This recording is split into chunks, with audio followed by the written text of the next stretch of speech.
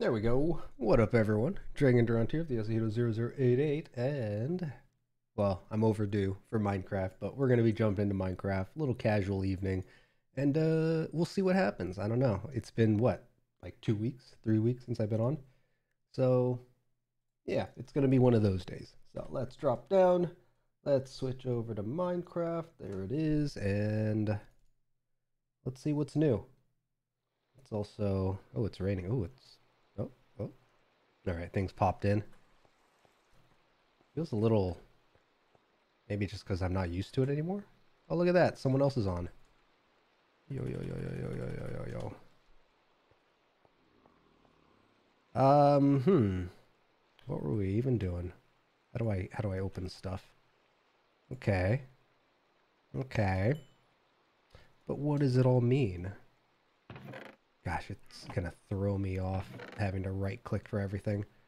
Let's see here. Let's drop that in there because I have no more blaze rods or whatever. God, why does the game feel a little janky right now? Maybe I'm probably just not used to it. Yeah, I hope you all been well. It's I think we're gonna work more on the little track we got set up over there. Let me think. Yeah, that's probably what we're gonna do. I think that's something that would be fun to build. I don't really have a whole lot to talk about these days. Unfortunately, some of what's on my mind these days have been IRL related and probably not something I should be talking about. Outside of that, what? Dungeon Core, right? A little tabletop RPG that we're working on. That's coming together. Kind of taking a little bit of a break this week because I ended up after our first little playtest doing a lot of reworking of mechanics to make it a little bit more unique and a little bit more fitting to, I think, ease of learning and intuitiveness when you're playing. And also making sure that the features are able to be used in a way where players can build the character they want. So yeah, we'll see how it comes together. We got another playtest coming up in like let's say it was 2 weeks. So I'll learn a little bit more about what some of our players who are joining us for that playtest think about the changes. It's going to be surprising because I don't think they are aware how much has changed since playtest 1. So it should be quite interesting. Also, the Blaze farm is not here. Where did Rig put it? Was this taller than it used to be? What the heck? Noises? I'm hearing things. Let's see here. Where is it? Where is it? This way. Forget, what am I even wearing? Also, oh, man, I'm so bad at reading chat in here. It be going. Wonder how many I should grab. Maybe like a couple of them? Man. Where is it anyways? It was like down here? Yeah, I think it's down here. Perhaps? Mayhaps? I like how I don't know really, I don't really understand any of this, but it's super helpful.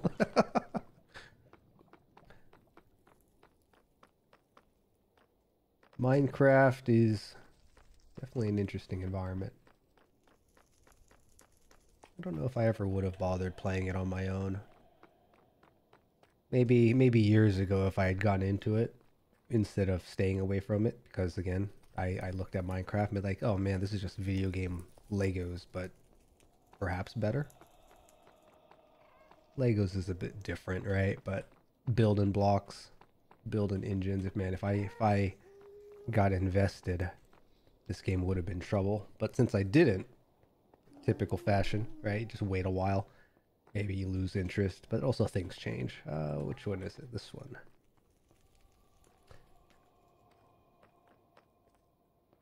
I think I might grab some music actually. Oh.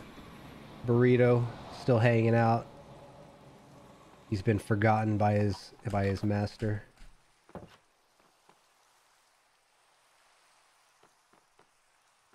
Yeah, outside of, I think a lot of people have kind of done what they wanted to do in Minecraft. It's kind of just there as an optional thing to enjoy.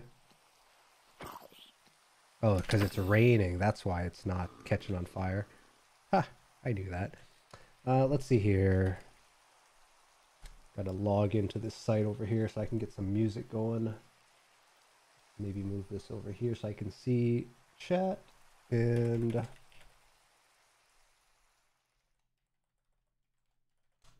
oh, you know what? Let's go full screen too. Yeah, that's right. We like full screen. It's been working out pretty well. I enjoy it. Let's see here. Site. I am logged in. What is this? Create. Time. That's odd. It's only adding one. Theme, length, tempo, instrument. No, I want 5-minute length, and hopefully it's not going to be too loud. I forget. I need to add like a browser volume control extension. All right, let's do that. Let me also open up Mixer just in case it is too loud. Hello, site. Please load. Do the thing. All right, it's loading, allegedly. All right, let's go drop off those rods. Oh, really?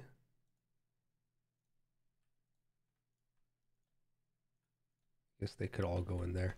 And I don't remember why I'm making the stone this way, but because we can, we will. Yeah, come on, what's the hotkey? There it goes. There it goes. Bro, what's going on with the site? Why aren't you loading? I would like some audio. Length. Oh my god, is the site busted or is it not working because I full screened it? What's happening here? 5.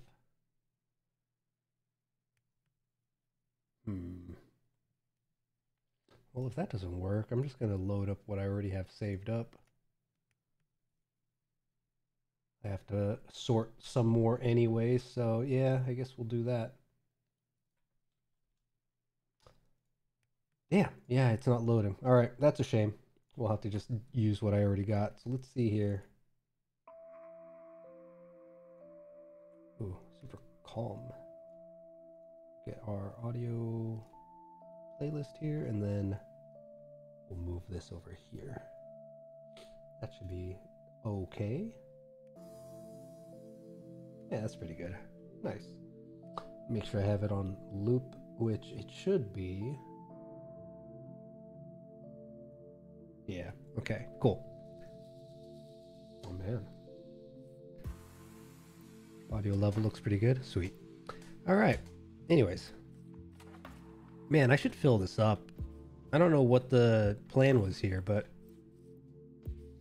somebody was digging. I think we discovered that the culprit was Rig, but are these all empty? These are all empty.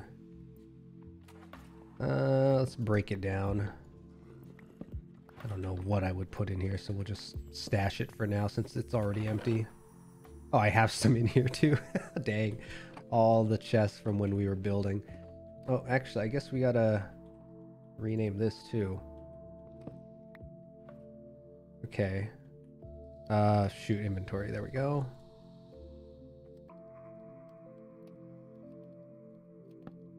What do we call this? What do we call it? I guess, should I just call it the labyrinth? I mean, that kind of sort of worked last time, right? And then maybe, you know what? Let me see if I made a comment down below. I forget. Also, I need an extra, oh, I got a bunch of stuff down here still. Yeah, some trap stuff. Hold the wheat, look to the stars, beware the Moonatar, save here. Alright. Okay, I didn't really call it anything, so yeah, we'll leave it up here. Alright. So, this one will be the labyrinth. Beware the Moonatar.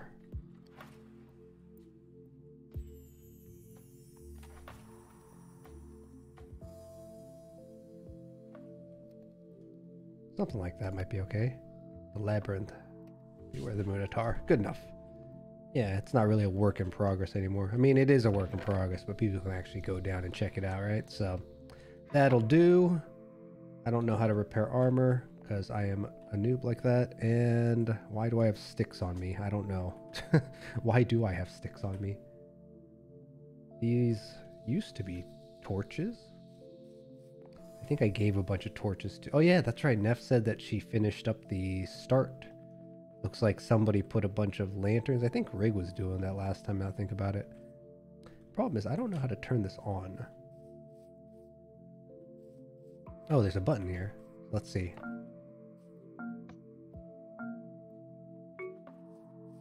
Nice.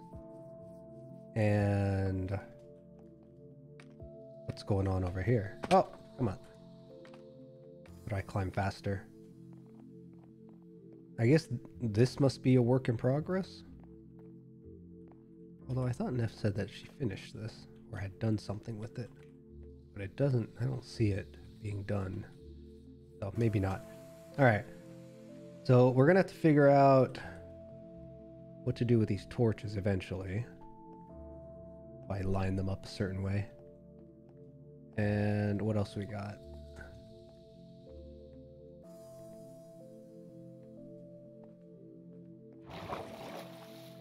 Right, so people will slide across, they'll slide around.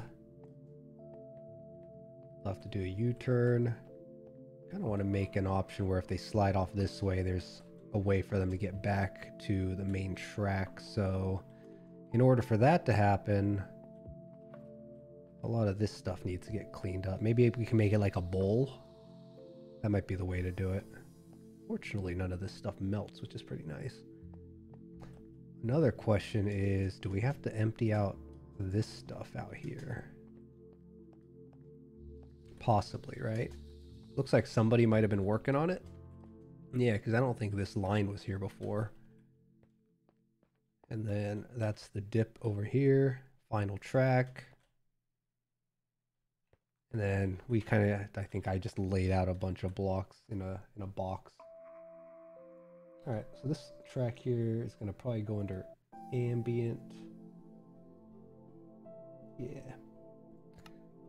I'll have to make some categorizations for ambient because there's definitely like calm ambient and then there's like nighttime ambient and we got a few different ones set up here. So, alright, yeah, this area here probably needs to get broken down.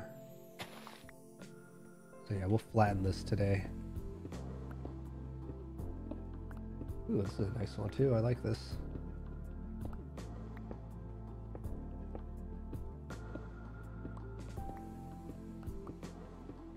Seems a little louder on my side though. Oh, dug a couple too deep. Oh well, that's fine. Well, what is it? Because if I do it where it's elevated a little bit, yeah, we're gonna have to figure this out. But all this is in the way. I'm gonna need somebody with a shovel to help with the dirt because I don't have a shovel. Guess I can make one.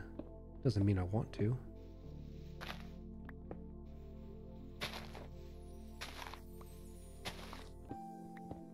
Is it inefficient to be using the pickaxe?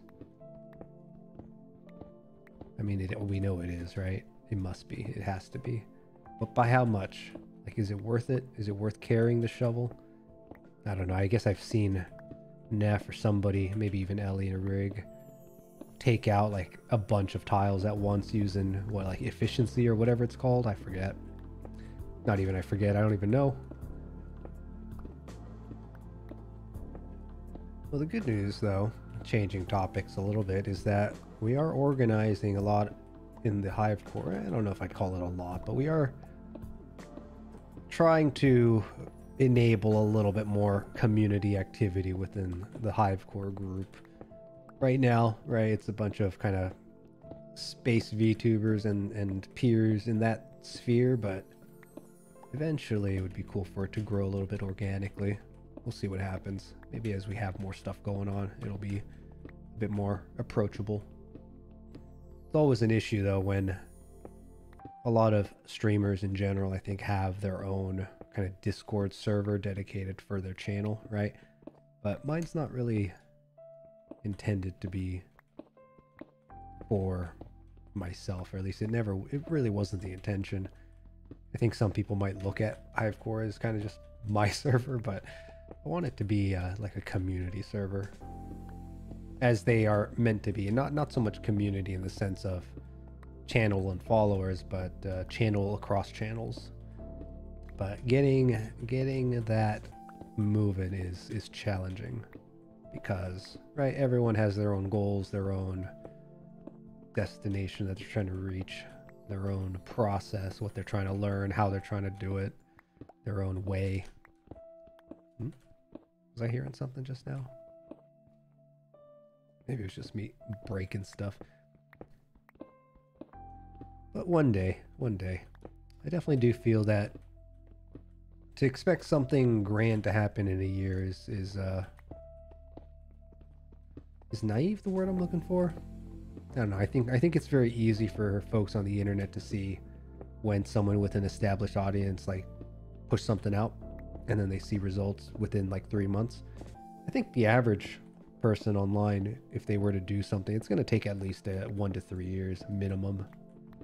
That's at least my observation. But a lot of people that I've seen who stream that have found some kind of success or audience or growth, or however you want to phrase it, right? I think most of the ones that I've spoken to, or the ones that I've heard talk about it, because not a lot of people really talk about it. A lot of people are just like, oh, just keep doing it, you'll eventually, you find something. It's like, nah, that's not really advice, that's just kind of talking. But then again, I never know how guilty of that I am either, because I think I've talked about it before. I feel like I don't really get challenged too much, so it's hard to say, like, is it helpful or is it not helpful, or like, I don't know. Makes you wonder. Gosh, thought I was done digging, but it's Minecraft. That's all you do half the time is dig. I really should find out what enchantment it is that's needed in order to dig a bit faster. I wonder if Nova Swarm's merchants have something like that. Alright, this track here definitely fits in the ambient group. What is this one going? Where is this? I don't remember downloading this one.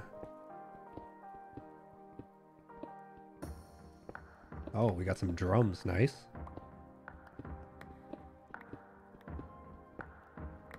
So here's a question I'm gonna have to figure out here. I got sidetracked. I lost my train of thought. But I'm gonna have to take one of the boats and see how many tiles out will you fly off at going a certain speed. Because what needs to happen, if that happens, is we need to set it up where if we make like a bowl to catch people who fly off, right? It has to return to center, in so to speak. You know what? Music's a smudge loud for me. Can't hear my own thoughts. That's a little better. Yeah, that seems a little better. Maybe if something a little more heavy pops on, maybe I'll have to lower it again, but this seems good. Man, this is like, as the stars come out, this is the right song for that, isn't it?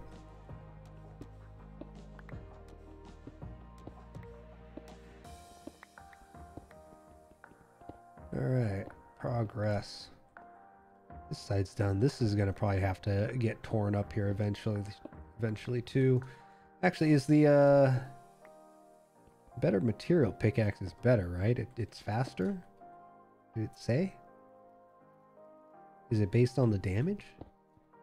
One, two. Yeah, it's like a second for that, and I feel like I'm swinging twice with this one, and then this one it's like 2.5. So yeah, we use this better one. And actually, how do I swap it again? There we go. That way it'll repair a little bit as we are finding gems and whatnot, or at least I believe that's what's supposed to happen. Yeah, this definitely seems a little faster, right? I heard you. Where are you, you creepy man? Could have sworn I heard something shuffling around. So Az is on, but what is he doing today? I wonder. Maybe I should pull him up real quick just to see. Where's he at? Wait, is he? Oh, there he is. The road continues. Oh, yeah, see, I hear you. I did hear somebody. I'm not entirely insane yet. What's he building? Is he still working on the road to the Grove? Is that what's up? Maybe that's what's up. The hell did he just come across? Is that a polar bear in the woods? Huh. I hear you. Are you below us? Maybe there's like a cavity below. Or is he above? Kinda hard to tell. Oh, you know it'd be cool if we make like a big wall right here. You know, that's what I'm gonna do. We're gonna make a nice big wall right here that says HiVECORE. That'll be cool. Now the question though is what to make it with.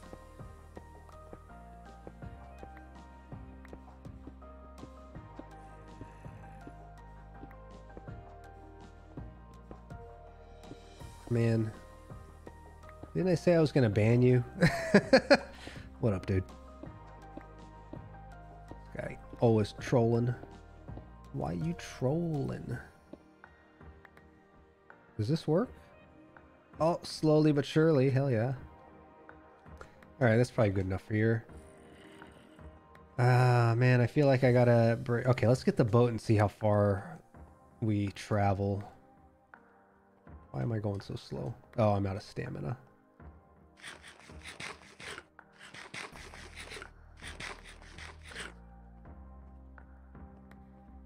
Okay. I didn't have a boat on me still? I thought I had one on me. Man, I guess not. Okay, we got a bunch of junk here.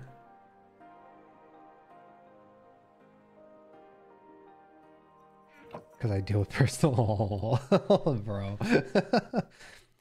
You have to restart your project from zero. Which project? The Alondra Chibi one or something else? And why? What did you do? What have you done? What have you done? Upsetty spaghetti plush model. Yeah, why do you have to restart though? Like, what happened? Don't you have like saves or backups or something get corrupt? What happened? Can I go up like this? Oh man, this thing just I took damage? What? Alright. Whoa! Whoa, whoa, whoa, whoa, whoa. Oh god. Still there, can't get it, so something wigged out, huh? Alright, let's see here. Well, oh, okay, so the edge will slow me down. So maybe, how do I get out? Here we go. This is gonna be, if this is here, my guy, please.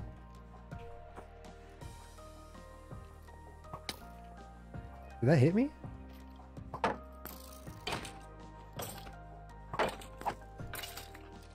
Alright. Too big to export. Oh no! Damn. And the files, they're too strong.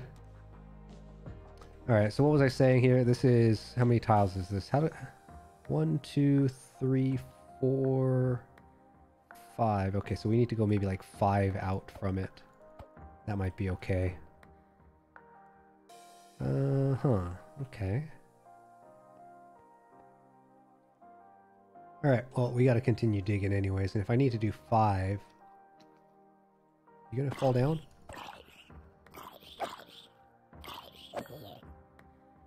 What the... Okay. These are important, right? I feel like somebody said these are important. Not that I would know. What is Minecraft? Alright, so this is 0, 1, 2, 3, 4, 5. Oh, God, what the... You fucker. Well, it's a learning experience, so you'll figure it out, I believe.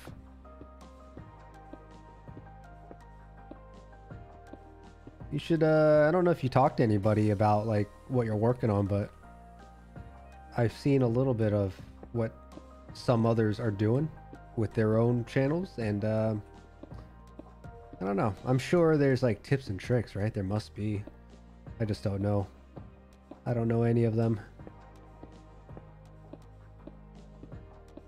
Because I remember looking into, like, the documentation for doing Live 2D, and I'm just like, gosh, do I want to commit to being this guy, or do I want to do something else?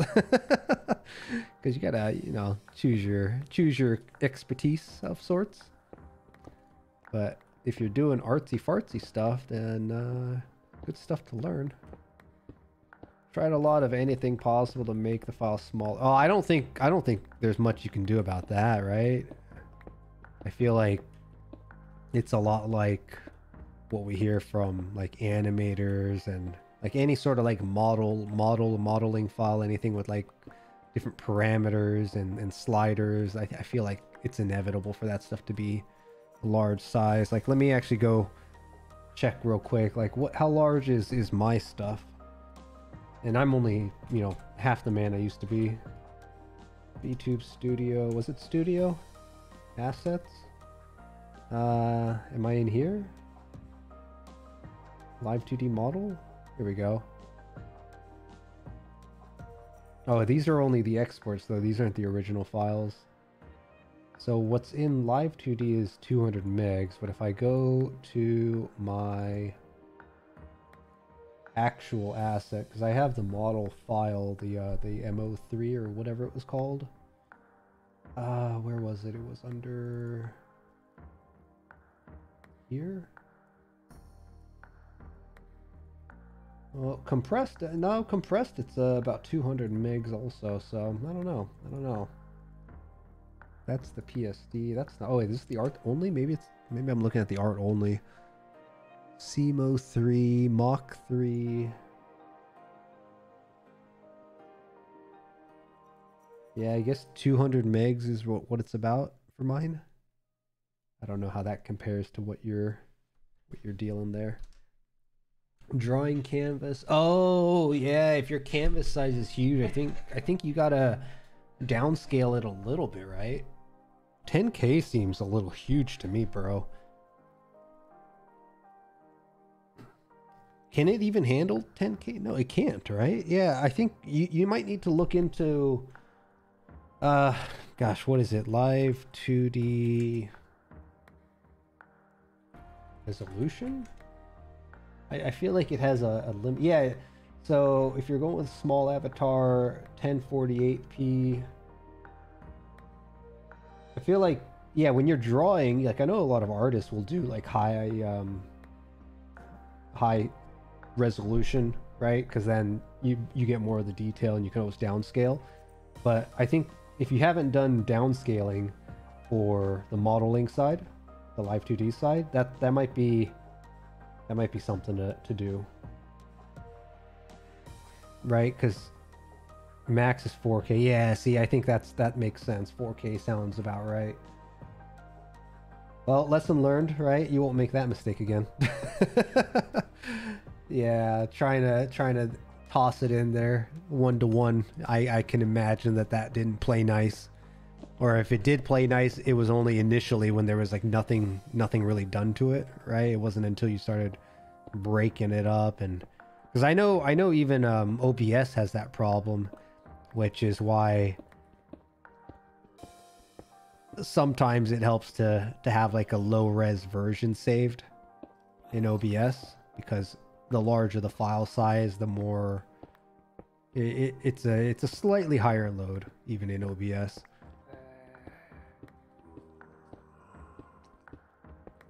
That's the same actually with a lot of even online. Like if you try to upload a banner to like Twitch, or not Twitch, I guess Twitch probably has a banner you can upload.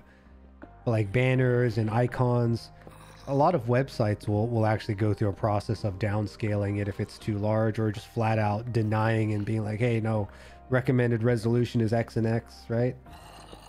Let me fully rig it but not export. Yeah, is there no way to change the size in Live 2D to be like, hey, I did all the work, but I need to reduce the scaling? Like, is there a scaling option? Where is all these sounds coming from?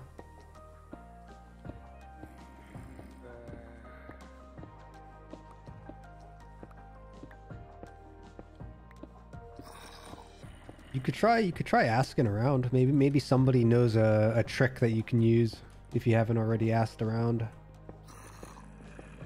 You know, there's definitely like a hole underneath here or something that they're growling through.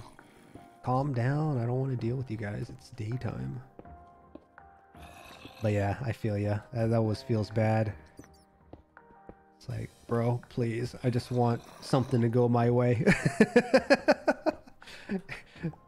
World is like, no. Suffer more.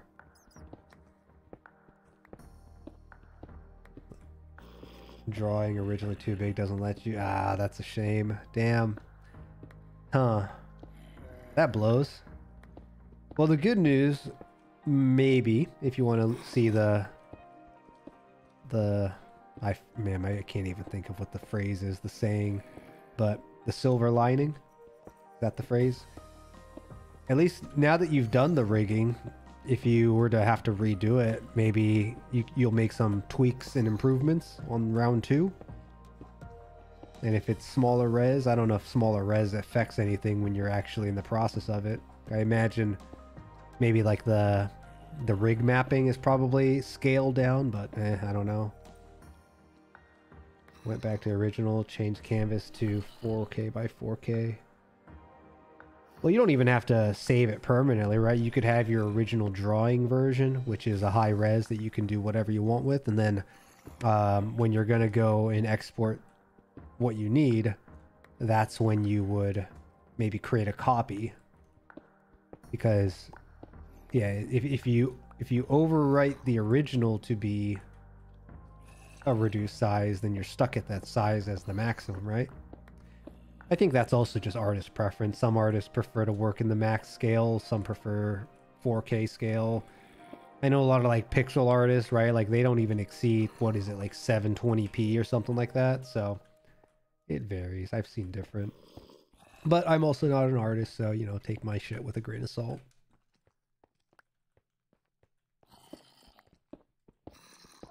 Alright, this track is pretty nice. I like it. We're keeping that. That can be an ambient as well. I've heard this one too many times. This is the one we used for our ending, actually. So we're going to put that in channel. Oh, I accidentally duplicated some of my files. Oh, well. Oh, there's like water in here too. Damn, it's like right behind this wall.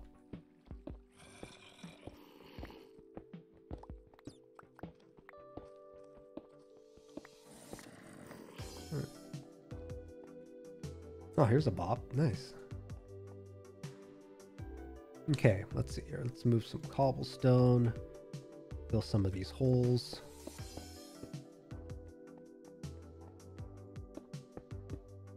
Nice. Okay, good. So we got that. Now, this area, though, this area is where I'm a little concerned. Because if you fall from up there and go down there, that's probably not going to be a good time. Break soil with sticks.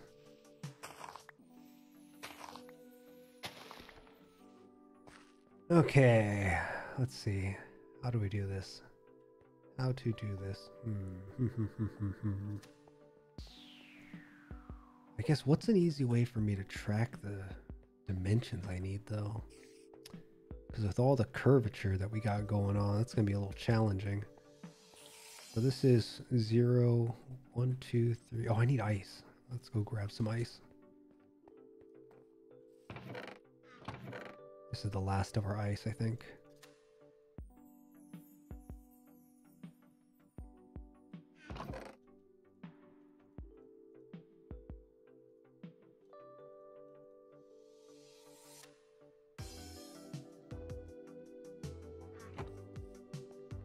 I like this track. This is a pretty good one. It's got a... Not really sure what I'd call the beat, but I like it. Alright, so if I put it here... I want to test this out here again. Okay, so, how can I get up? What do we got here? Emotional support. We'll swap that for a second here.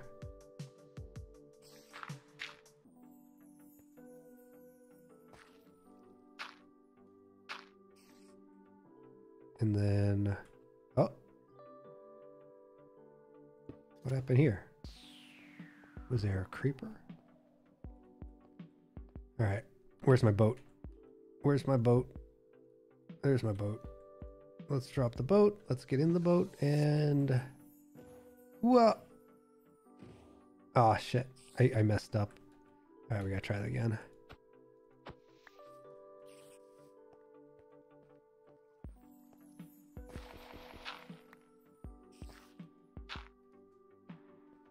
Let's actually go from back here. All right, full speed. Oh, it really does slow you down. Okay, and 5 does seem to be the sweet spot. So sweet, perfect. I can't do it while I'm in the boat. Come on. All right, that seems to be okay. Well, good luck, Soul. You'll get it done. Practice is practice. Lessons learned are the best lessons learned, you know? You learn more from failure. At least that's always been kind of my outlook. You may not like it, but you get some results from it at least eventually. Let's see here. Let's see. Do I have Silk Touch on one of these? I think I did, right? Which one did I put it on? Silk Touch. Okay, it's on emotional support. Fun. And for the sake of just making a bit of a barrier around it. So this one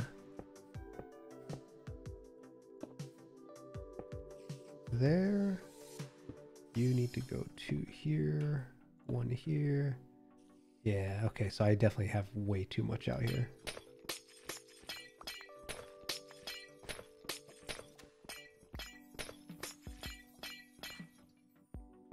I was supposed to start an art raffle. What's the deal with that? What do you mean you were supposed to? You still can, right? Or am I missing something?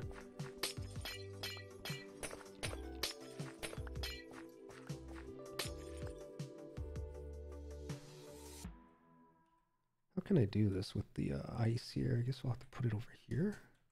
Maybe that's the way to do it. Yeah, that'll work. All right, so we got 1 here. Maybe I break it apart this way.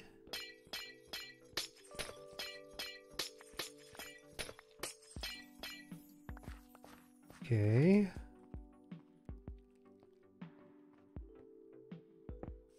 One here, 1 here. This one goes down by 2. Okay, this one goes down by also 2. But then I gotta make sure it's also matching up this way. So for this one, 0, 1, 2, 3, 4, 5. This one will need to go this way. What What am I forgetting here? This is only off by 1. So confused. That's 0, 1, 2, 3, 4, 5. Okay. Maybe I should just leave that one here then.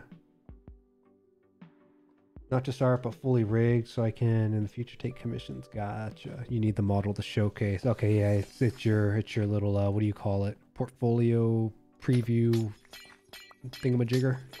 I got you. Your case study. The proof that you can. We all know you can. It just yeah, takes time. Learning process. But hey, once you get it down, I mean, you'll get better at it, right? We all know how that is. You got to do it 3,000 times before you can be considered decent. Gosh, I feel like I don't really remember dreams often, but I feel like I remember having a dream that talked about, or not even talked about, my dreams are talking to me, guys. But like, I don't know, the experience of gaining experience. My brain's fucking weird. What are you gonna do about it? Well, you could always like break it up in a couple of ways. You could always do, like you can make it like a 2-part deal, right? Be like, hey, we'll do the raffle for the art, and then depending on how long it takes for you to get the experience with the modeling side, you can then do the modeling later. Because I don't know, have I seen you do a raffle for just art in general? I feel like you do it for fun. I don't know if I've seen you do like an art raffle. That might be an idea if you haven't done it. But then what you could do with the rigging is either make it like a bonus for the people who had art raffles, or make it just like a part 2 type of a deal. Like, hey, now's your chance. Come get it. Yeah, you don't, right? Yeah. So what you're kind of already skipping a step. Why don't you consider doing like the model first in the chibi style that you want to do, and then you could also just, you know, put it on the back burner and be like, hey, you know, low key, if you win this raffle, you'll get you know, part 2 with the rigging done. I don't know. You could always space it out. It'll also be maybe more time manageable too. I don't know. Ideas. But it's good that you're working on it though. Wait, I did that wrong. Oh, that's a mistake. Oh. Yeah, I don't need to have 2 of those. So maybe that's what I've been messing up. This is 1, 2, 3, 4, 5. Maybe I am messing it up. God damn. Yeah, because, okay, so what I kind of want to do, right, is I kind of want to, I'm setting up this border so I can then do something like this. And I might do this like 1 or 2 high. I'm not sure. We'll have to have like a watching area too. But I guess real quick, let me see. If I take this now and... Can I make this? I'll do one more just to be safe. Oh, god damn it. You son of a bitch. Whoa, what the hell is that? Long jump champion. Holy crap.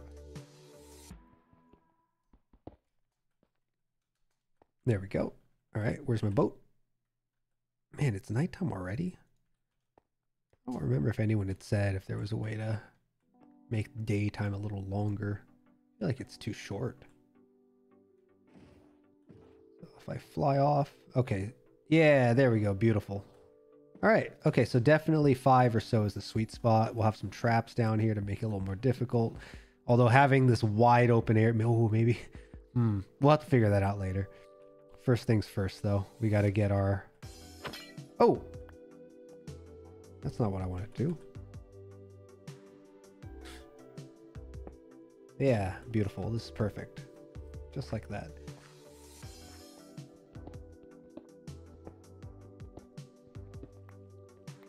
Okay, that's getting done.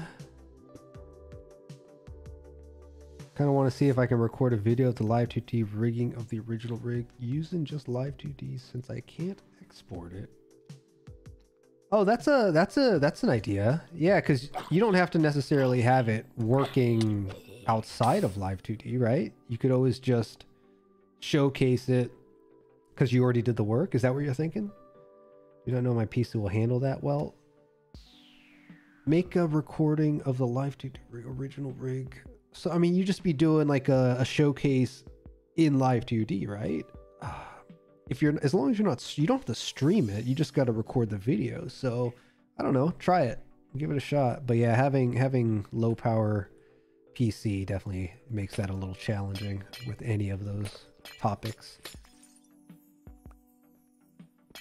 Ooh, maybe what would be obnoxious is if the ice rink goes in an extended area past this and you have to kind of funnel into. Ooh, that's a dirty idea. Let's see, like if I did something like this, that way the people who go from above will be able to get here just fine, but the people who are inside are gonna have to funnel their way in. There we go. Ooh, that's dirty. That's dirty. And then we can put more out here. Yeah, this might be interesting. How would we do this though? We gotta go. Although, you know what? They could fall from over here too. So, I'm gonna have to do the dimensions there later.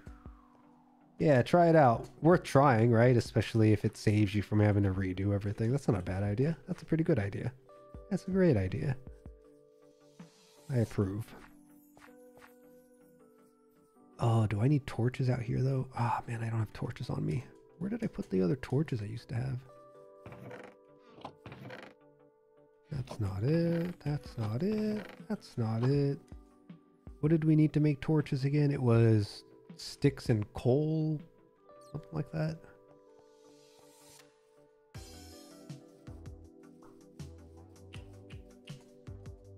I don't know if I have any left though. That might be the problem. Ding dong, the wicked witch is dead. Okay.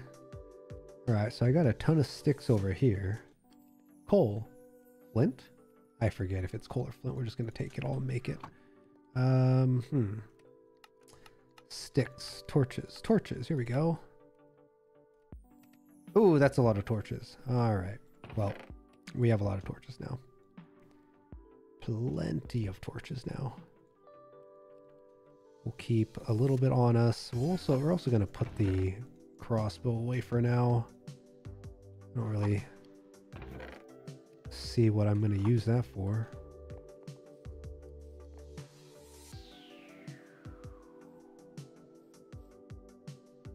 Do I have dirt on me? I don't think I do. Yeah. All right, let's go.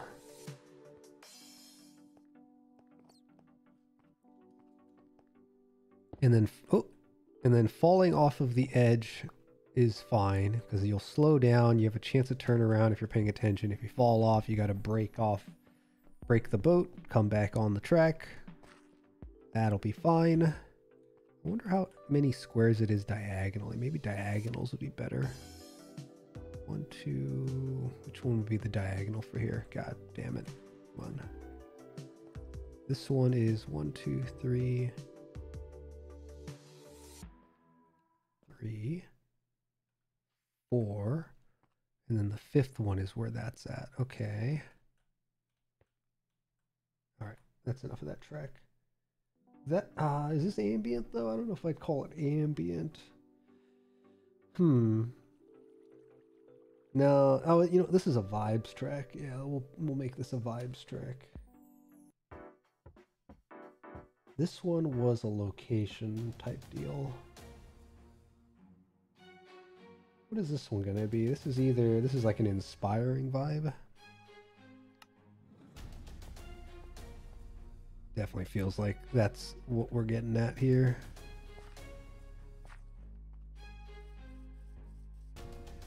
Alright, I don't know if we have enough torches out here, but we'll make that work. That works. Gosh, is there a way to just turn the grid on so I can not have to mouse over the grid every single time I want to check? Wouldn't surprise me. Alright, so this one is wrong, I think, because if I'm standing here, this is 1, 2, 3, 4. Yeah, this one needs to go out one more. Maybe?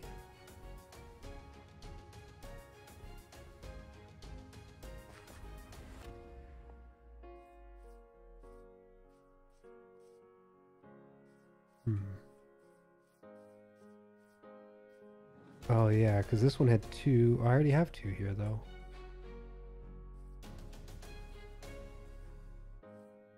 It's 1, 2, 3, 4, 5. So this one here. This one's 5. Where the torch is. No, this one's coming out far enough. Okay, well, I don't know. I'm overthinking it. The perfectionist in me. It's a curse. Somebody save me from myself. 1, 2, 3, 4, 5. Right, and then...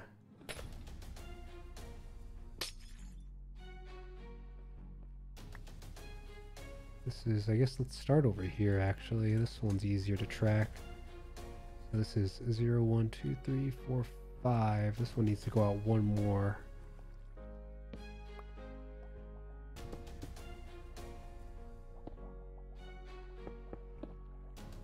Okay.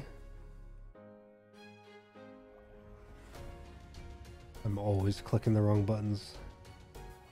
Why do I have iron on me?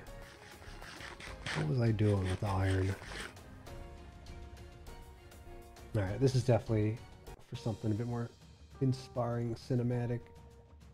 What is this track? 1, 2, 3. 1, 2, 3.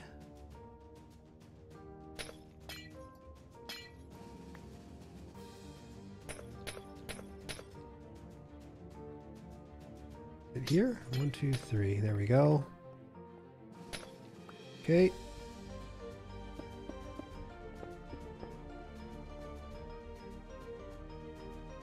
All right. So we'll do that, and then I have to figure out that side maybe.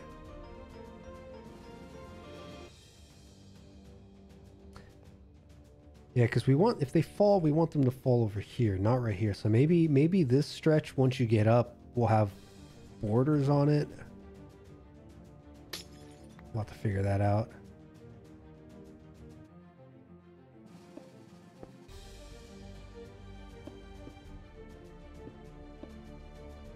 All right. That should be all right.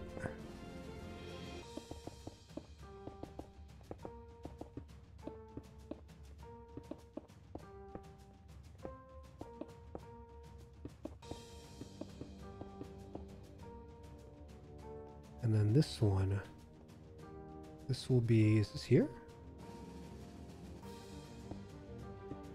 So this is 0, 1, 2, 3, 4, 5. Okay. Okay, that's all right. 4, 5, and then this one would have to go here. Okay. Do I have more cobblestone? I don't. Ugh.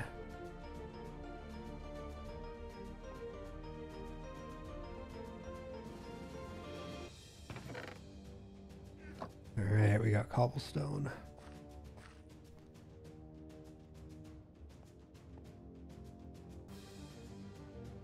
Huh.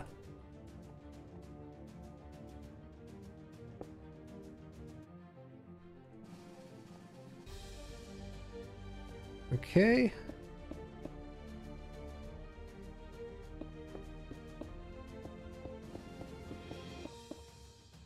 Perfect.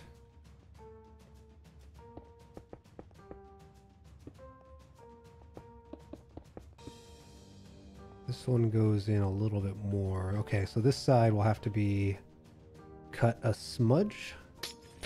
We'll grow it out again if we need to.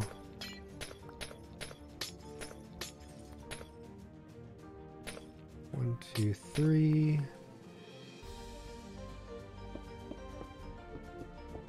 Okay, perfect. And then over here, I gotta break down a bunch of stuff over here. All right. 1, 2, 3. 1.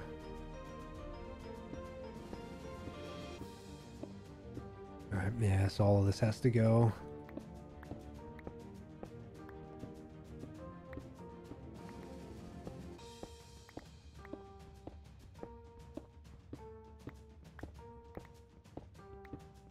God, what would I put this track? It's not really tension. It's kind of a hybrid of... No, it's not really location. I think I'm just going to categorize this one in the inspirational track for now.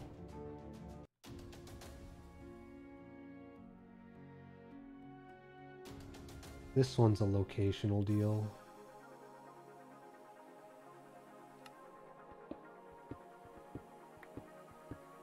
What is this one going to be, though? Is this ambient? I don't know if I'd call this ambient.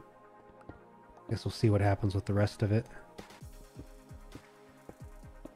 I don't really know if it's ambient. I don't think it's really a channel vibe. I don't know. What do you guys think about this one? What is this one?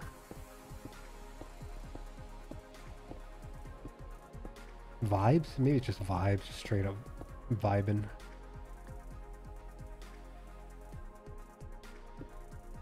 Okay, that goes there. Let's actually fill this up with ice.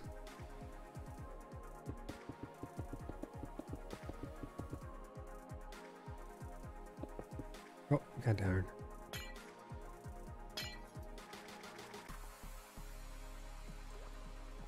Ooh, the little water drop sound. Bloop.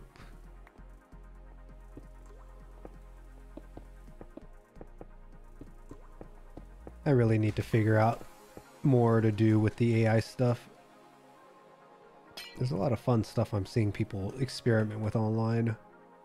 Totally doable. But man, when I'm so single track focused mind. What's the phrase? How does that go? I feel like if I try to multitask, I just become dumb and lazy, which is probably part of the problem that I run into more frequently than I'd like to admit. I also think it's a good thing for most types of folks to get obsessed over something. I think having an obsession's a good deal. But I don't know what happened to me. I lost I get like obsessed in spurts, but it's not like it used to be. It's shorter. I have to like spend more effort to be like, no, this is something I want to work on. It's tricky. Is a sword worth doing that with? Probably not. I'll just break it like this. Here we go.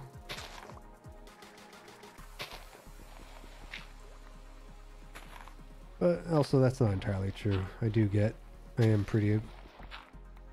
I was obsessed with setting up the dungeon core stuff for a while. I've run into a little bit of a part that takes a lot of brain power to try to brainstorm and figure out, which I'm slowing down on.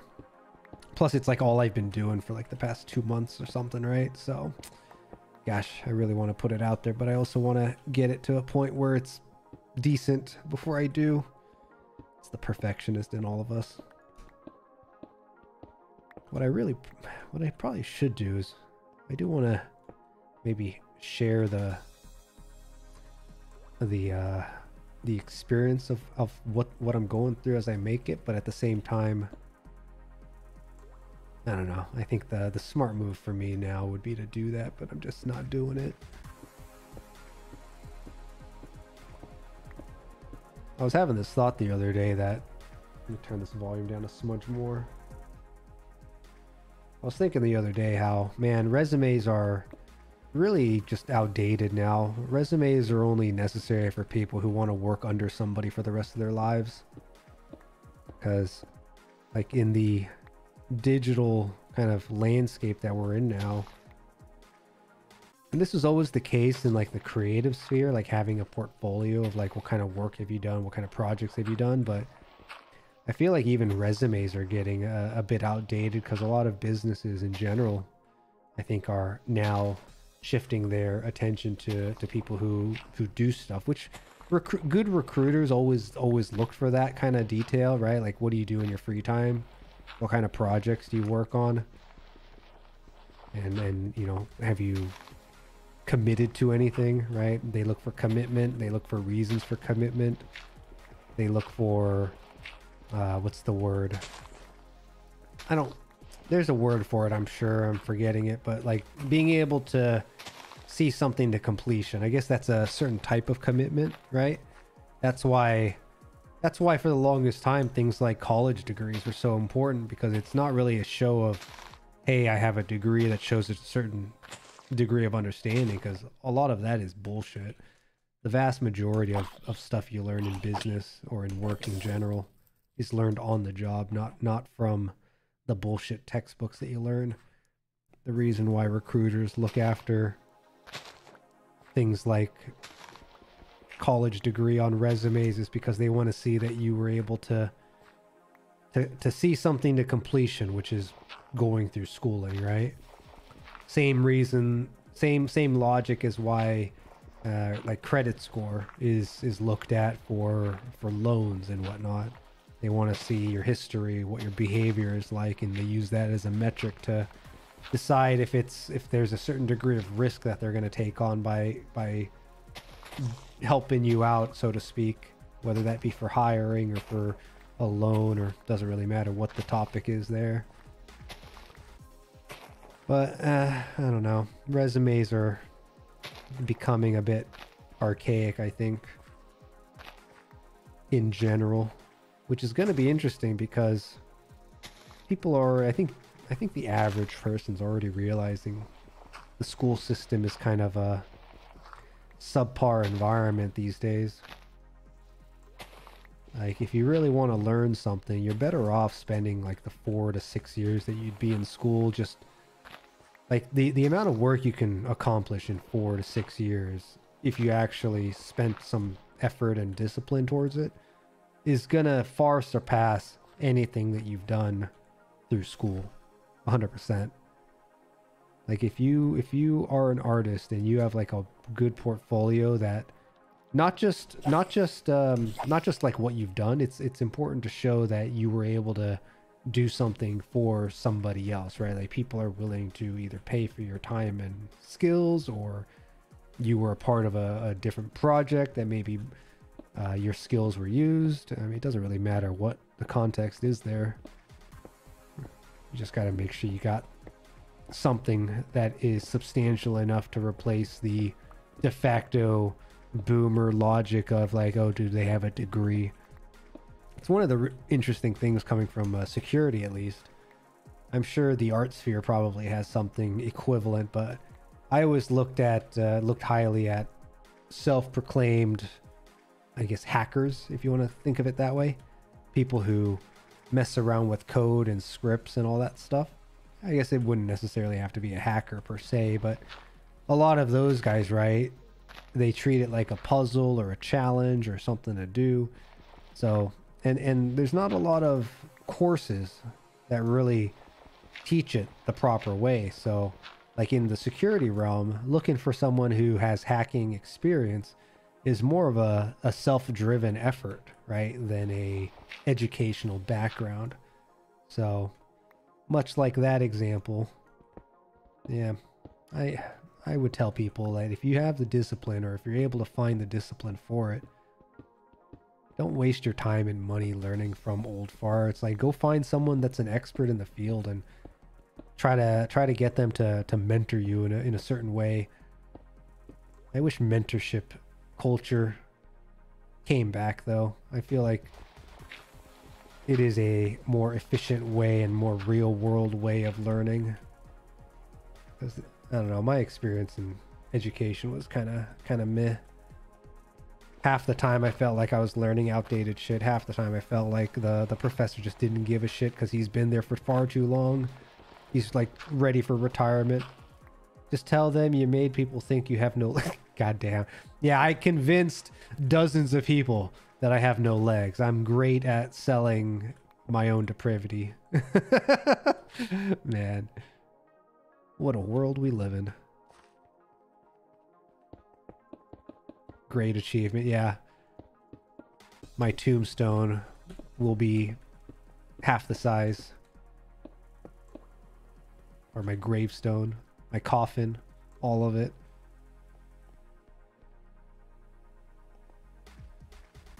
The idea of burying somebody also, since we're talking about, you know, tombstones and what's going to happen at the end there. Total wild segue into this, but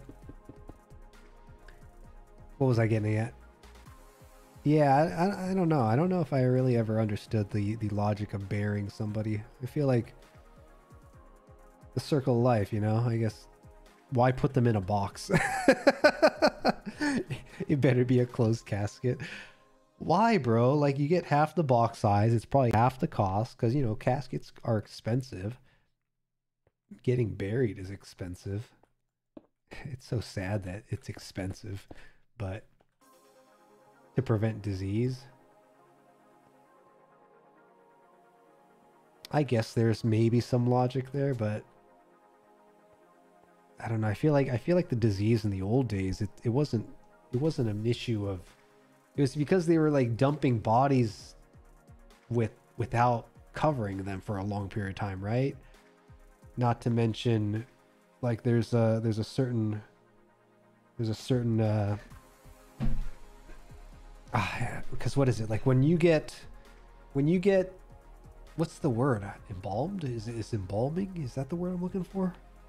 Like, they clean you up these days, right? But once upon a time, I feel like they just threw you in the ground and they didn't really bother with, you know, all the shit that seeps out of your body, all the fluids. They, you know, if there's flies and shit around, they weren't being very hygienic about any of that stuff. I don't know. Yeah, my way to go is just gonna be burn me to ash and spread me in the wind. I hope you choke. All right, 0, 1, 2, 3, 4, 5. Perfect. All right, kind of, sort of getting a pattern going here. All of it's pretty gross. Soul, you like scary things. What was that one game that came out? A buddy of mine likes horror, and I don't know why. If it's just because I stream, but he's like, "Are you gonna play this game?" I'm like, "Fuck no, bro. Like, I don't like horror games. It's not my thing." Take my ashes, or yeah, that's it. Actually, yeah, yeah. You never went up to Cloud's Rest with us, right? You stayed behind with our buddy, I think. I don't remember. Pretty sure two of you guys stayed behind.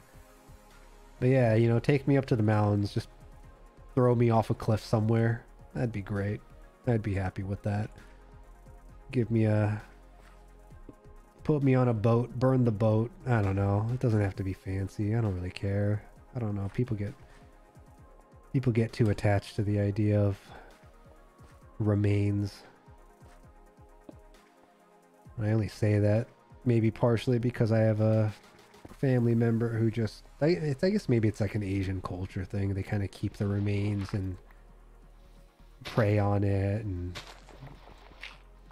there's like an attachment there, but mortuary assistant, that's the one. Yeah, you know what I'm talking about. I feel like that'd be a fun game for those of you guys out there who like horror games to play with somebody. Like, I think it's a single player game, right? But like, have somebody sit in, why not? I don't know. I would, if I was into horror games, that looked like a great game to play. But I'm not. Part of me is actually thinking about, man, I really want to try playing Hunt again. I put so many hours into that. And then I played again recently with a couple buddies, and it actually felt pretty smooth. I wasn't getting a bunch of desyncing problems. My VoIP is really fucked up in the game though. Like people can hear me VoIP, but I can't hear anybody else VoIP. It's really frustrating because for those that know my way of running around and hunt, like if I can try to get hunt diplomacy working, I love getting some hunt diplomacy working, but if I can't hear what they're saying, it's like, well, shit, what do I do? What am I supposed to do here? Come on now. So yeah, I want to maybe try some hunt again, but if I can't get the VoIP to work, and I'm just going to get frustrated, it's not worth it at that point. But another game that I've been wanting to try maybe bringing back is a little bit of that Age of Empires 4. I don't know if it's because I've been talking with Neff occasionally about RTS stuff, but I don't know. Even when I stopped playing Age of Empires 4, I was still watching people play, and it's a decent RTS. It's just their patch cycle pisses me off. It's like I don't want RTSs changing on me constantly. Like the point of an RTS to me was always, you know, you master the strategy, right? You master the build order, but when build orders keep getting changed because patches keep changing shit, then it's like, well, what kind of fucking RTS am I playing here? You know? It also frustrates me with well, this is a complete segue. You guys, I'm so good at segues, but YouTube worries me a little bit. I want to make like a parody video talking about how it's just everything is censored, everything is bleeped, like every other sentence is bleeped. Everything on screen that has even remotely suggestive content has blur filters and all sorts of, you know, just bullshit. It's like, hey guys, this is YouTube in 2023 or 2024. It's just going to be like unconsumable content, you know? Because I'm hearing people talking about how, you know, they had the terms that were, if you curse in the first like 15 seconds or whatever it was, you'll get demonetized. But I've been hearing more and more people saying that if they curse at all in their videos, they're starting to get demonetized. And it's like, what the fuck? Also, am I hearing things? Oh, I'm not hearing things. What's up, dude? What up? Zabiel's here. How's it going? It's going, dude. We're talking about dying. We're talking about YouTube censorship. We're talking about Hero King Soul suffering. Good times. Oh wow. Yeah. It's real upbeat. Yeah, right? It has to be. Also, where are you on my screen? Why are you off screen? What the hell? Oh, I got you. What the heck? Oh, you're huge. What have you done? Nope. There we go. Look at that. Look at that guy. Make you a little smaller first. There we go. What are you up to? Not much. Just continuing my my road to Atlan Grove. Okay, it is Atlan Grove you're working on. All right, fun. Yeah. I was just trying to figure out how to kind of continue to use that bridge design. Oh, the one that in Nova Swarm kind of put everywhere, and then you learned how to make and all that stuff. Yeah. That bridge. That is the one. Yeah, I was surprised. I was peeking on your stream briefly because I saw you were on. I was like, okay, well, he's doing something clearly.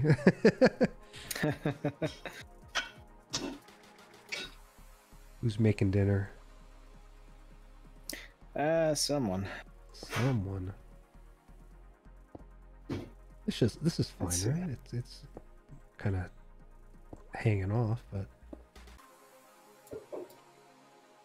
yeah, what were we talking about, guys? I forgot. I lost my train of thought already. Thanks, Az. Way to go, man. Well, you know, it is what I excel at, interrupting people. Yeah, what's on your mind these days? D&D. Oh, typical. Okay, yeah. Why did I even bother asking? I should have known that. It's I was actually talking to a buddy who's in my chat. Zero G? Yeah, runs a couple games that I play in. Oh, fun. And he's talking about doing a Cyberpunk Red game soon. Cyberpunk Red. Oh boy. Yeah. That's the one that I've been interested in checking out. I just didn't want to do something so different from the kind of games that I'm used to without getting a chance to like learn it as a player first. That makes sense. Yeah, I feel like unless you are the one in the group that wants to play a certain system, trying to get into a game as a player is probably the best way to do it. That way, you know, you learn from someone who already learned. Yeah, I was actually talking about like that earlier. Yeah. It's like kind of get a little impromptu mentorship going on as a player. Yeah. I feel like the only reason I didn't have to do that with D&D is because I had already played similar systems to some degree when I was younger. So I was already slightly familiar with how the games worked and stuff. So when 5e came around, I was able to just kind of jump into it in the DM seat without too much difficulty beyond, you know, the inherent difficulties of trying to DM the system in general. Yeah. It also helps that it has is a relatively easy to learn system anyways, right? The basics of it, at least. Man, you guys are, I haven't really told anybody, but I've completely changed the mechanics of Dungeon Core from what you guys saw. so rather, because somebody gave me some feedback that it felt a little bit like a D&D module, and it didn't necessarily have its own identity, which man, I spent like an entire weekend just thinking about that. It's like, well, shit, like can't be having that comment coming out this early. So I was thinking about, it's like, how do I want to do the system then? Because I figured initially that, you know, if I made it kind of D&D like, but without, you know, doing it like a full-on reflavor, then that would be probably acceptable and approachable, right? But then after hearing that, I was like, okay, well, maybe I need to rethink like original ideas of, or not really original ideas, but more original brainstorming of what kind of mechanics would I want to see, I guess, used in a sense. So have you ever played Savage Worlds? I have not. I haven't even really looked at that one at all. So I was looking into, okay, well, if we, you know how, so D&D has stats, right? Flat values for stats, which also are then used to derive mods. And then dice rolls, it's really just the D20, and then equipment, feats, and maybe some items use the non-D20 dice, but, oh, and then health points or health dice, right? You got hit dice. But outside of that, where else are dice used and flat values used? Am I forgetting something? You might know. I feel like that's kind of it, right? That is about it. Like, there's like weapons and spells, right? Yep. You've got your hit dice. And I think that might be it. That might be it, right? Yeah, that's the only stuff that comes to mind out in the moment, at least. Yeah, and I know there's a sick illness that goes on within the D&D community where people own more than multiple dice sets. that I feel like they don't really get the use that people might like to see. I guess with D&D, it's, you know, I don't know. I was thinking, it's like, man, this is a tabletop RPG where you're rolling dice to make decisions, and it's outside of that. It's mostly like role playing and decision making and player interaction, GM interaction, and all that fun stuff. You're not really rolling as much dice, or at least when you are, it's like inflated due to features that are like roll 17 dice, aha, go. So I don't know. I was thinking, it's like, okay, is that really the system I want to kind of follow suit with, or do I want to try a little differently? So yeah, I changed a bunch of stuff. So we'll see. We got, I think, what, 2 more weeks before we do our next playtest, right? So we'll see how it goes. You guys will have to let me know. Yeah, I think that's a fair like way to look at things. Like people like rolling dice, and like you said, there's a lot of dice that go unused. Like the D12 is like the barbarian die Exactly. in D&D 5e because it's their hit die, and if they use one of two weapons out Yeah, of that's kind of it. a couple dozen weapons, the D12 doesn't really get any use because like there's not really any spells or anything that really call upon it. Yeah. To any significant degree. So, and then like I hate personal preference, but I don't like the frequency of a D4. I feel like the D4 is like the retarded child of the dice set. I don't know why it gets used so frequently because it rolls like trash, right? When you're rolling dice, it's the most unsatisfying dice to roll. I don't know. So yeah, I'm thinking. So I decided to, instead of doing flat stats and modifiers derived from stat values, I'm doing stats derived from dice, as in training / proficiency / potential, and then the flat values is really just going to be coming from what you learn as a character through features. So it's like, hey, what you want to train into, what you want to learn, that's what you're going to be guaranteed to have a certain degree of proficiency via flat value, whereas anything that requires effort or action is a dice roll based on dice roll and like a degree of potential. So I don't know. I'm liking the system. We'll see. yeah, I'm really interested to see how it turns out. Yeah, the big challenge here is then just the hundreds of features that I gotta work on still. Well, not really even work on, just convert. But yeah, I've been obsessing over that for like the past month and a half, 2 months. So I actually took like a little bit of a break from it this week. Just like, I'm gonna veg out and play some stuff. Yeah. Oh, excuse me.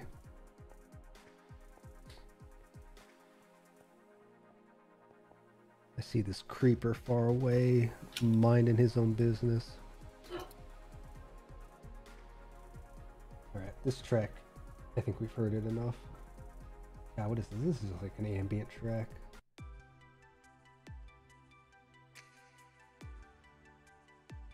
This is also an ambient track.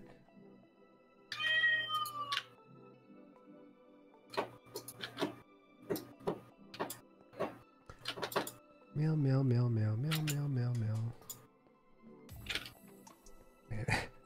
It wouldn't surprise me if I got copyright strike already on YouTube for that. The pros and cons of automated systems. Let's go.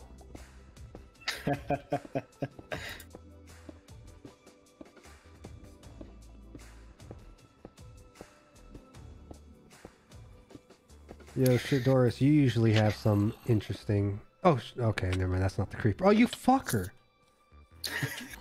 I slid off the ice and he pushed me off. Rude. What was I saying? Oh yeah, Shadoris, if you're lurking around, you usually ask some obscure question. You got one for me one of these days?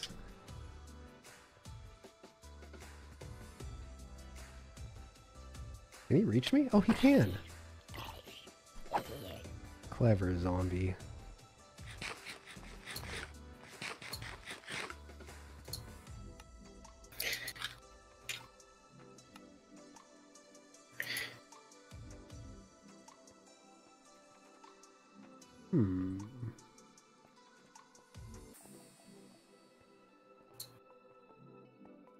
You played Fallout, didn't you? Yeah, I played a fair bit of Fallout. Yeah, I know you played Fallout 4 a bit. Just a bit. A little bit. Yeah. I kind of got my start with Fallout 3, as I think a lot of people did. Yeah. And then, New Vegas, and then Fallout 4. So here's an interesting question I got for you. I saw this video not long ago talking about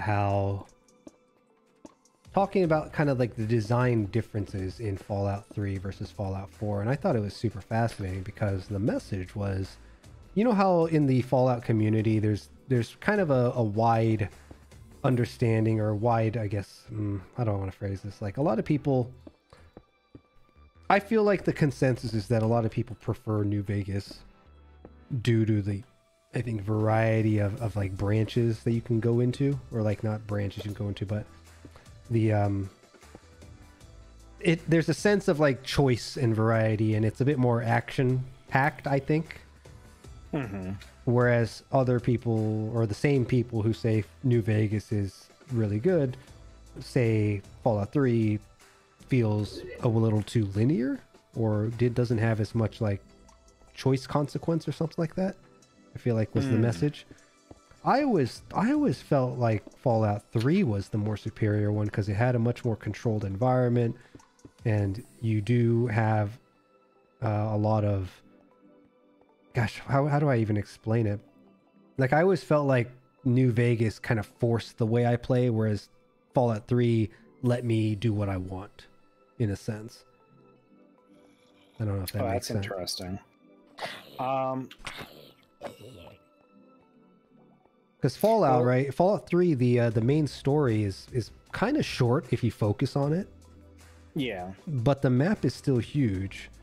And like the most memorable times I can think of in Fallout 3 are, you know, there's all these non-main story quest related locations that I remember in Fallout 3. Whereas in New Vegas, I feel like everything I remember from New Vegas is somehow associated with just the storyline. Like, it doesn't deviate across the map. And like I barely remember the New Vegas world outside of like New Vegas, how the surrounding area of New Vegas was just completely barren and boring, you know? Whereas Fallout 3, I remember the tunnels having their own vibe. I remember Tempany Tower. I remember Megaton. I remember Rivet City. I remember the DC area. It's like, I feel like Fallout 3 had more memorable, like a more memorable environment, but I know the consensus again in the Fallout community is like 4 was somehow better. I think or 4 had 3 or New Vegas. New Vegas had some good, like, had some pretty solid writing behind it. Yeah. And I think the part where New Vegas thrives is not in the main story at all, but in the faction stories. Okay. Or just like the factions in general. Sure. Because New Vegas was kind of the, like, in 3, you know, you could kind of pick a side here and there, but like it wasn't a big part, like a main aspect of the game. Like, I mean, honestly, in New Vegas, it doesn't even necessarily feel like it's a main part of the game, because you could pick to side with the NCR, you can pick to side with. I guess there's that feeling of choice, right? That comes from that faction. Yeah. Maybe it's because I don't know if understanding a degree of like the illusion of video game design, right? It's like you were kind of alluding. I think you were alluding to how, like, even in New Vegas, it doesn't, like, choosing to side with NCR and choosing to side with Caesar or the Roman Legion or whatever it was called. They're basically the same. It's like the code for following one or the other is kind of the same in a sense, but the flavor is different, right? Yeah. And then like New Vegas, bro. It's interesting with the factions, I think, because like in New Vegas, it only matters so far as like that epilogue, right? And like New Vegas is still kind of happened in a time when it was okay with open world games to have a point where it ends, and there's no continuing the game, which I'm not a fan of. But which part? Not being able to, or being able to? Not being able to. Like, even if I finish the story, it's like, let me continue in the world with no more main quests. Like, don't make me go back and still have that quest in my quest log to just like finish stuff. Right? Yep. I'm with you on that. But I think, I think that game in general really thrived on the factions and how they kind of changed what you have access to and stuff like that. And I don't really remember anything of the sort with 3. 3 felt very much like I start the game, I'm going to choose how I'm going to play the game, but the story and what I have access to is largely going to remain the same. Yeah, like, that's a fair point. I might make decisions like the megaton decision and stuff like that, or like the decision at the end before like any of the DLC stuff, at least, like the main story's ending stuff. It's like you get the decisions there, but it's not like changing how you can play the game or anything. Yeah, I feel you. Okay. Did add that kind of like, if you side with these guys, you'll get access to this, but you'll never get access to this other thing. And then I feel like 4 kind of took that concept and just kind of dropped the ball because they tied the factions into the main story. Sure. Because like you with 3, you know, you had a very notable main goal. Yep. Which it's like, find your dad, and then that kind of evolves into like the whole Project Purity thing. With 4, it's find your son, and then it's like do whatever your boss tells you to do. Yeah, basically. Yeah. Okay, I can see the argument there. Yeah, there's definitely differences in the design that I think different people lean towards. So nice. Mm-hmm. Yeah, I think 4 definitely would have felt better. I still like 4. Like game wise, it's I have good. Exactly, yeah. Like I have trouble going back to some of these older games in certain series that I like, just because like the later ones revamped stuff and made game mechanics so much nicer. It's like that's why I still enjoy Metal Gear Solid 5. Like, you know, even though it was literally like they didn't finish the story that they were writing, and all that stuff, but like the game mechanics are just so good. I will still go and play that game, but then like if I try to play Metal Gear Solid 1, I am going to struggle. As like if I try to go back and play Metroid on the NES, like I just recently was dabbling with Metroid 2 on the Switch because they have it on like the Game Boy emulator on there. Okay. And it's like, man, old games are hard.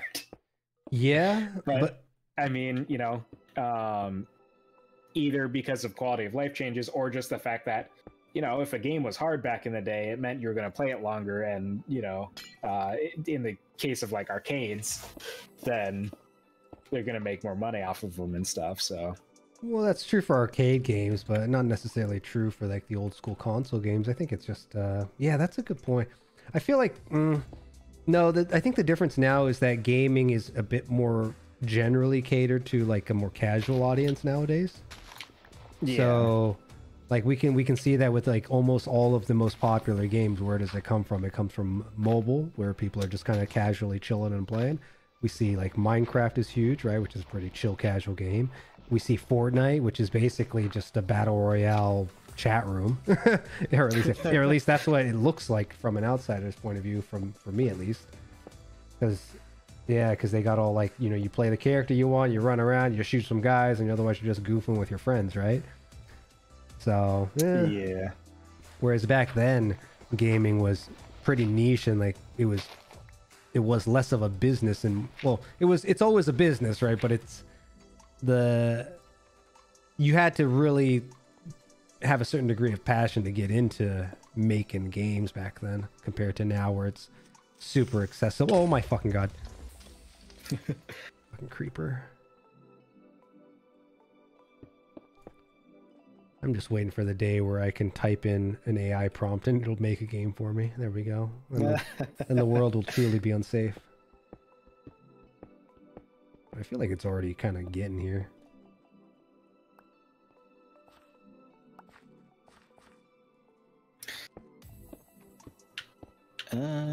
let's see. What do I have to do still? Need more walls, more blocks.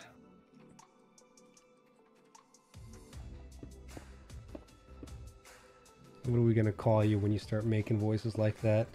Comrade Zabelski? I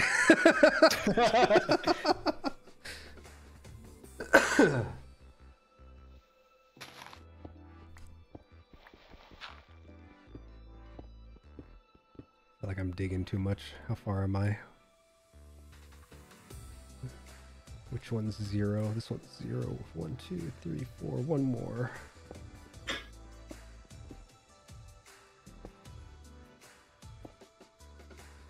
Actually, wait. Didn't I see a message? Yeah, Rig joined. Is Rig on? Yeah.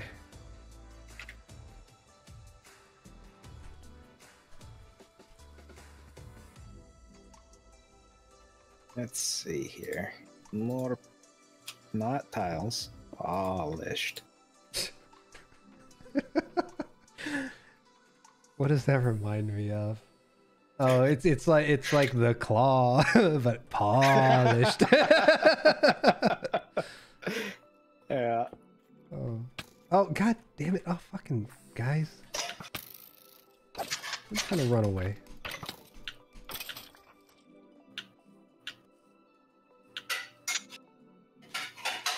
How frequently have you been playing Hunt on stream? Oh my god, I can't jump. I've done it, what, twice? For the event recently? A week or two. Yeah, I was playing with Jalapeno Business. Yeah. Oh, did he join you on stream? Yeah. Oh, nice. And then me and him had, over the last few days, have just been playing it for the event, the quest line that they put out for the scaled ward. I didn't have any plans to actually just do the whole thing on stream because I was just playing it anyway. Yeah. But yeah, I just finished that. Oh, you finished? The other night with him. Yeah. Oh, fun. Yeah, those quest ones, it seems like you can pretty much grind it out within a week. Seems pretty accessible. Yeah, it's pretty nice.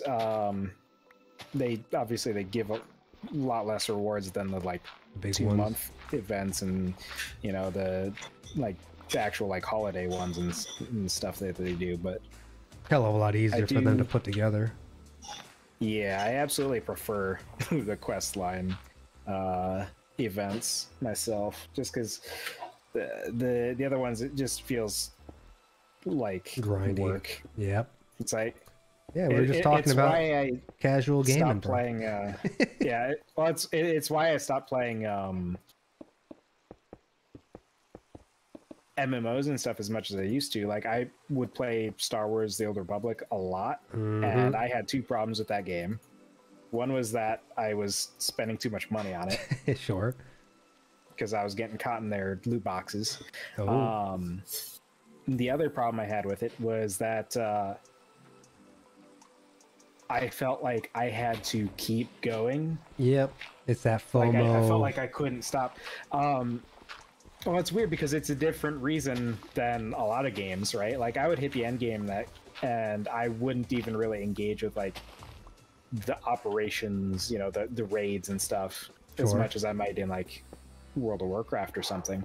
But even just going through the leveling process, it felt like I couldn't stop and do something else. I had to keep doing the quests and stuff and keep leveling because you have to keep up. When I was exactly, and it's like I want to try the different classes and stuff, and then they would boost that by giving you these little XP boost items. And you use them, and they put you on a timer. And then it's like, well, if I have that timer, I can't let that go to waste, so I have to keep doing this stuff. Oh, yeah. Yeah. And now they've kind of leaned more into the more casual approach to, stuff. Leveling goes a lot faster now, but that's not satisfying though. Like, man, it's all band-aid fixes, bro. I get what you're talking about. Same thing happened to me when I was playing Ark. Oh shit, I got phantoms. We gotta sleep.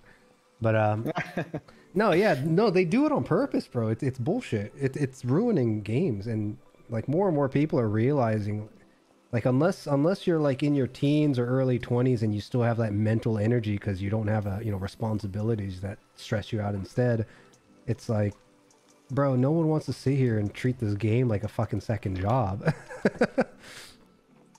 Just so they can keep up to do the new content that comes out, to get the new items. I mean, it's nice that Final Fantasy 14 kind of has a bit of a balance going on with their release cycles. Like you kind of know what to expect within 1 year of what's gonna happen. And leveling is pretty casual. There's multiple ways you can do it. Dungeons are pretty casual. You can always hop in and do your dealio. But yeah, some of these games out there are fucking just I don't even know how to explain it properly. But I do think more and more people are understanding like the FOMO burnout, or just like the event burnout. It's like every month there has to be a new event, or every 2 months there's a new event, right? You gotta keep up. You gotta be that top gamer. But it's also because a lot of these companies cater their game design to, one, retaining casual audience, but then also two, catering to the high tier audience, which is the people spending the money, right? The whales. So anyone in the middle is just gonna get the short end of the stick, which kind of blows. Modern gaming, let's go.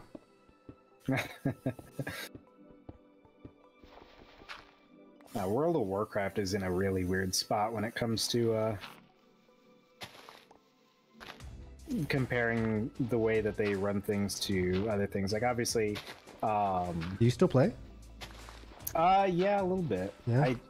I anytime now, I always have a problem where it's like they'll release a thing and a patch that adds more content or a full expansion or whatever, and then I'll join and I'll play, and then I'll hit level cap or finish the story or whatever, and then it's like I don't care about raiding. Right. Like I don't care, like, and it's wild because like if it was like it used to be and there was like raids and then like hard mode raids, I would be fine with that. But now there's with one of the expansions they did mythic raids, so it's like another difficulty level up. It's like, okay, that's like the hardcore, but it's all eye level gated, isn't it?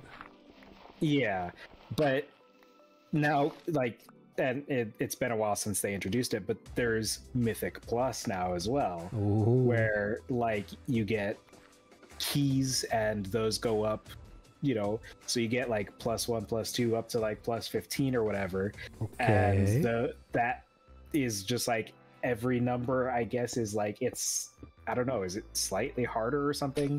But the rewards are better. It's like if you look at Diablo 3, you actually get a really good example of that, where they had the difficulties of, it's like normal, tough mode, big boy mode, hell mode, or whatever the names are, right? But then they did torment, and then now it's like torment up to like torment 24 or some nonsense like that. Like, what?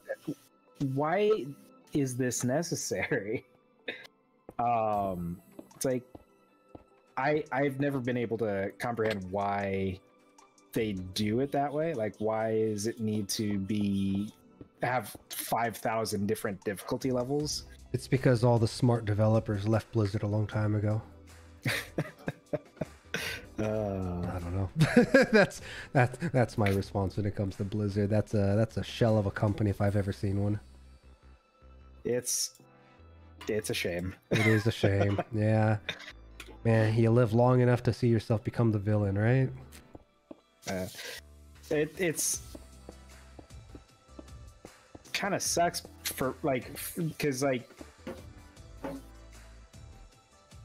I don't have like the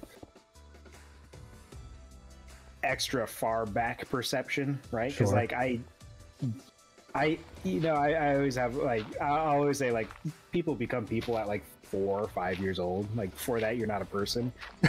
Okay. I didn't become a person in the world of gaming until I was like 15. Sure. So, like, I didn't pay attention to stuff in games and stuff. I didn't even really like play games like properly. Like, and look at what's happened to your life now or anything like that. Until around then, so it's like, I don't have like the perspective of like StarCraft and Warcraft 1 and 2, barely 3, right? Yeah, sure. Just like, but you know, like, I can still see like the difference with Blizzard between like what I am aware of. What do you mean? And where it is now. Well, just like, oh, how things have changed. Like, even though I'm not like from back in the olden days of Blizzard.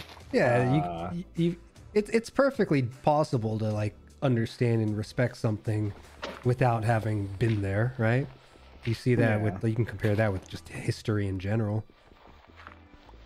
I got you. Yeah, I get it. Yeah, like I never bought into Blizzard. So what was Blizzard did Overwatch, right? I think Overwatch was like one of the first Blizzard games I actually spent time in. Like, oh, and a little bit of Warcraft 3. I never did WoW. MMOs, I just didn't have access to it back when it became a thing. And my parents just wouldn't be down for that. Actually, no, I guess also back then I was into Ragnarok Online. That was my MMO of choice. But no, it's like you can see that they were making good choices and players loved them for it. Plus, you know, the whole day they did, you can't deny that they revolutionized, you know, the MMO genre. They changed it forever with the whole questing system and the quest marking, you know, whatchamacallit. Made it much more new player and casual friendly, which is why it became as big as it did. So, but yeah, I do find that one of the biggest lessons I've learned in the recent years is there's a cyclical cycle to, or that's repetitive. There's a cycle to learning, right? It's you learn and then you execute it, which is, you know, you take action and you hopefully succeed. But I think the lesson that a lot of people don't get taught or don't learn unless they learn through experience is that after you've been successful for a certain period of time, you become complacent. You get used to it. And unless you are crazy ambitious and you're aiming for something, you know, past the moon, then you're probably going to start finding yourselves repeating certain habits and, well, just in general, becoming complacent. But what happens is when you become complacent is that you start making small mistakes or you don't adapt, and it generally will lead to a certain degree of, I think, failure. But the key takeaway, though, is that a lot of people get stumped when they see that, hey, I'm on a decline or I'm failing. It's like, well, shit, this is the end. Everything sucks. My life's ruined. I'm depressed. End me now. Maybe that's why the suicide rate's so high right now. Who knows? But the important thing to learn from this is that failure is where you learn stuff. And that's like the best place to take something away to be successful again and repeat the cycle. And hopefully if you have a learning mentality, that's where you try to avoid failures by learning and re-implementing that into success in that loop rather than falling into the cycle of becoming complacent and then failing again. So that's a mouthful, but yeah, learning leads to success, success leads to complacency, complacency leads to failure, failure leads to learning, and then the cycle continues. That's what I've learned. Also, you learn more from failure than... Absolutely, yeah. I was telling Sol this earlier when it came to his big oopsie on his model or his little project. But yeah, you know, you learn more by failing. Like, your brain remembers that shit. That's why you remember all the negatives more likely than you are to remember the successes, right? Yeah. Rig, did I just see you in the tavern? You're hanging out in my chat, but you know you're welcome here, right? Yeah, I think I do see you up there. Somebody's up there. Az, you're not in the tavern, right? Nope. Yeah, that's totally Rig up there. Nah, you do you, buddy. It's all good. I'm just working on the roof, trying to actually frame it out a bit more. Nice. What are you up to? How you doing? Trees have grown. More or less just finished up work for the day and just cooling down after a little bit of a rush cycle in production. So I'm just like, at least it's a long weekend for me, so I don't have to work tomorrow. Nice. We all love that. Hmm. I believe it's one of the turkey days, I think. Easter is soon, I guess. So Yeah, we do have Easter. Was that this weekend or last weekend? I think it's the one coming up. It must be. Oh, the Yeah. Friday must have been Good Friday. Okay. Ah, Yes, that that's makes the sense. day where my family doesn't eat meat. You one of those. Okay, okay.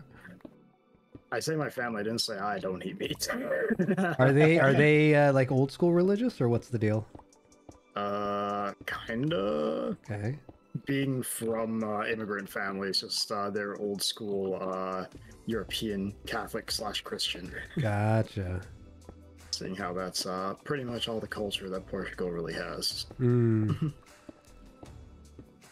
That and ships, but that sailed a long time ago.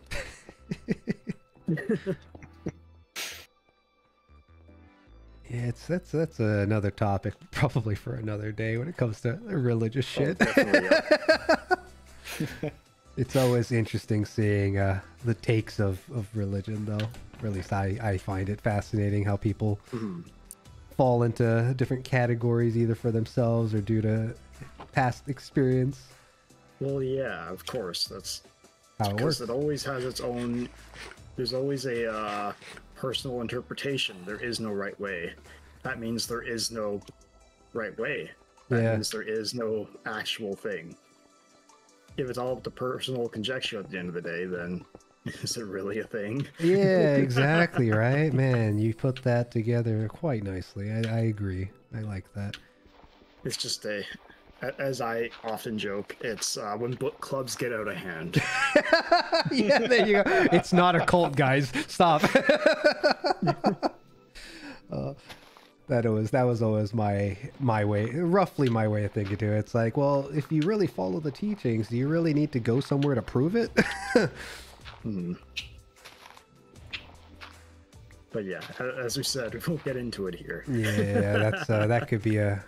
It's a steep and slippery slope. It most when you bring definitely up is. the topic. And Exactly. everyone has their own idea on it, but Exactly. yeah, that's for a different time.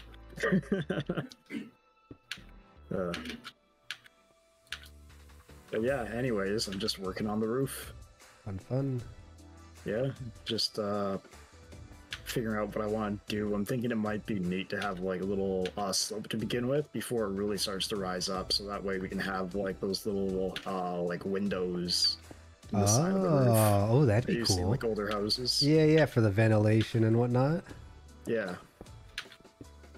You ever do architect design? Did you ever have to learn that with the modeling stuff that you do? I have done it before, and there was a period where I was toying with the idea of becoming an architect when I was younger. But that involves good understanding of math skills, which is one of my barriers. Yeah. Oh man. I mean, I can do simple angles and stuff, but the problem is the prerequisites that they need you to have is like, oh, okay, if you're going to be an architect, you need to have calculus and calculus too. I'm like, well, I don't think I'll actually need it on the job, but it's a prerequisite for the things. But you know what? I'm just not going to bother. I'm just going to go make things where that shit doesn't matter. Video Exactly. games. Because the programs do it for me. Exactly. Gosh, I used to want to be an engineer, and then I had a math teacher that just ruined math for me.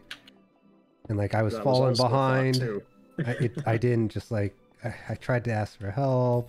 They were like, "Well, you don't know this shit." Like they seemed so disappointed that I was asking for help. It made me so sad. Yeah. Like, funny enough, I actually did calculus and physics and AP physics during my school days, but I wasn't able to do a calculus at all.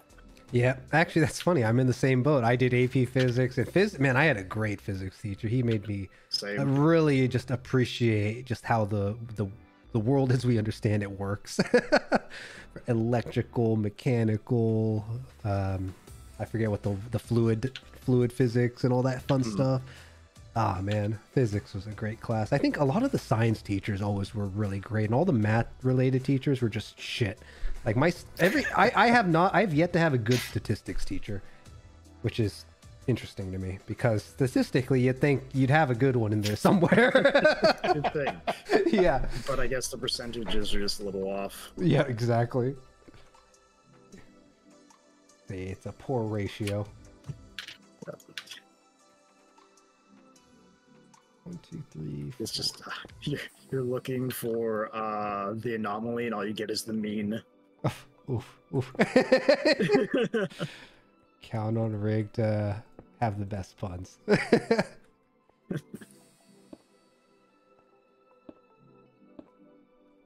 Oh man, I'm so glad we grabbed as much ice as we did, because this ice has lasted me a good while. This is great. Okay, that's all nice and crossed out now. As far as math and stuff goes, I figure, like, if I can't figure it out with the calculator I have with me in my pocket every day that I was told I wouldn't have, then it wasn't for me to figure out anyway. That's a good point, bro. Yeah, I was told, you know, this TI 80 whatever. It's like this one of a kind. It's smarter than the first spaceship that we had. Man, this was a godsend, Right. and now my phone does everything that thing does and more. You no longer need the $120 calculator. Right, man. I think that was actually a part of the barrier for entry for me too, because we could not afford the expensive calculator, so I got a cheaper knockoff brand that worked differently, so I could never follow the formulas properly. Fun. Because that is a different button sequence order that my teacher did not know and would not care to look up or help me with. Man, you should have gotten an abacus. I know, right? Or a slide rule. What's funny is I actually have a cousin who learned math using an abacus. Oh, sheesh. Yeah, it's I don't know why, but I guess certain Asian background, you're like, you got the old school Chinese way. I don't even know. I mean, it is kind of a flex if you could do it that way. It totally is, yeah, but it's like, who you flexing on? I don't know if I feel like people are more likely to recognize the floppy disk than they are abacus.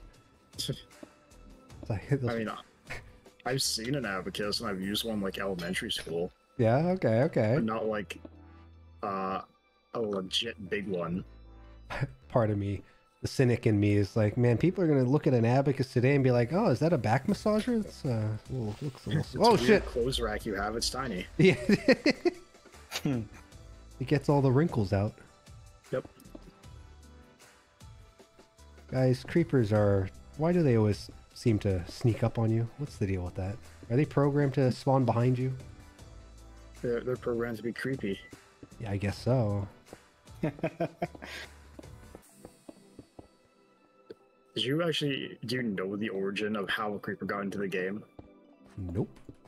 There was a bug that happened that caused a pig to spawn with its body vertical instead of horizontal due to an origin point error Okay. in the model, and they're like, wait, we can do something with this, because it was like a vertical pig. Oh, something out of a horror film just walking at you. Yeah. Did the pig explode when it got close to? No, it was just they just perked off and it was like, hey, this could be another mob, without actually doing anything extra. Ah. They recycled a mistake and like, wait, what if? What if? Yeah, famous last words. Yeah, if you look at a creeper, it has the 4 legs that a pig has. Its body's the same length as a pig is, or its body's as tall as a pig is long, and has the same head. It's just rotated. No joke? Oh shit. Yep. Really? Oh. I'm gonna have to go find myself a pig. And do a little bit of mental rotation, Exactly. and then you'll be able to see it perfectly. You're like, wow, holy shit. Yeah, no, that's some deep lore right there. That's pretty cool. The more you know. Or at least that's what I've been told and read. That's Who knows believable. if it's I believe it. actually... knowing game design and the pipeline process, totally plausible. Yeah, absolutely. Not to mention, I mean, Minecraft originally was just like, what, 2 guys? 3 guys? I forget. Totally Around believe. there, yeah. Yeah, I totally believe that they would have taken a funky idea like that and made it into something. Why not?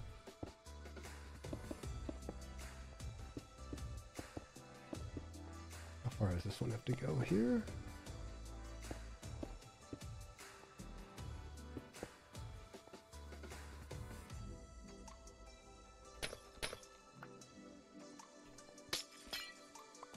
Okay.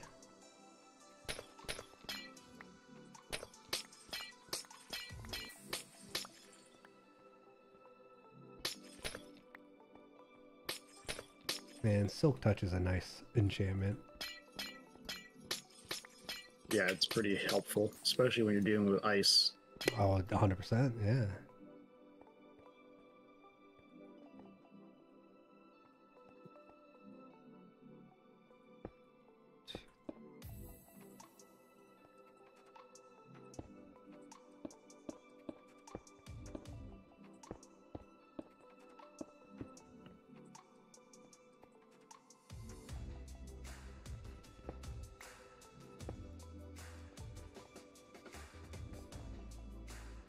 Oof. I fell. Damn it. Oof. You're not playing Fall Guys, are you? No.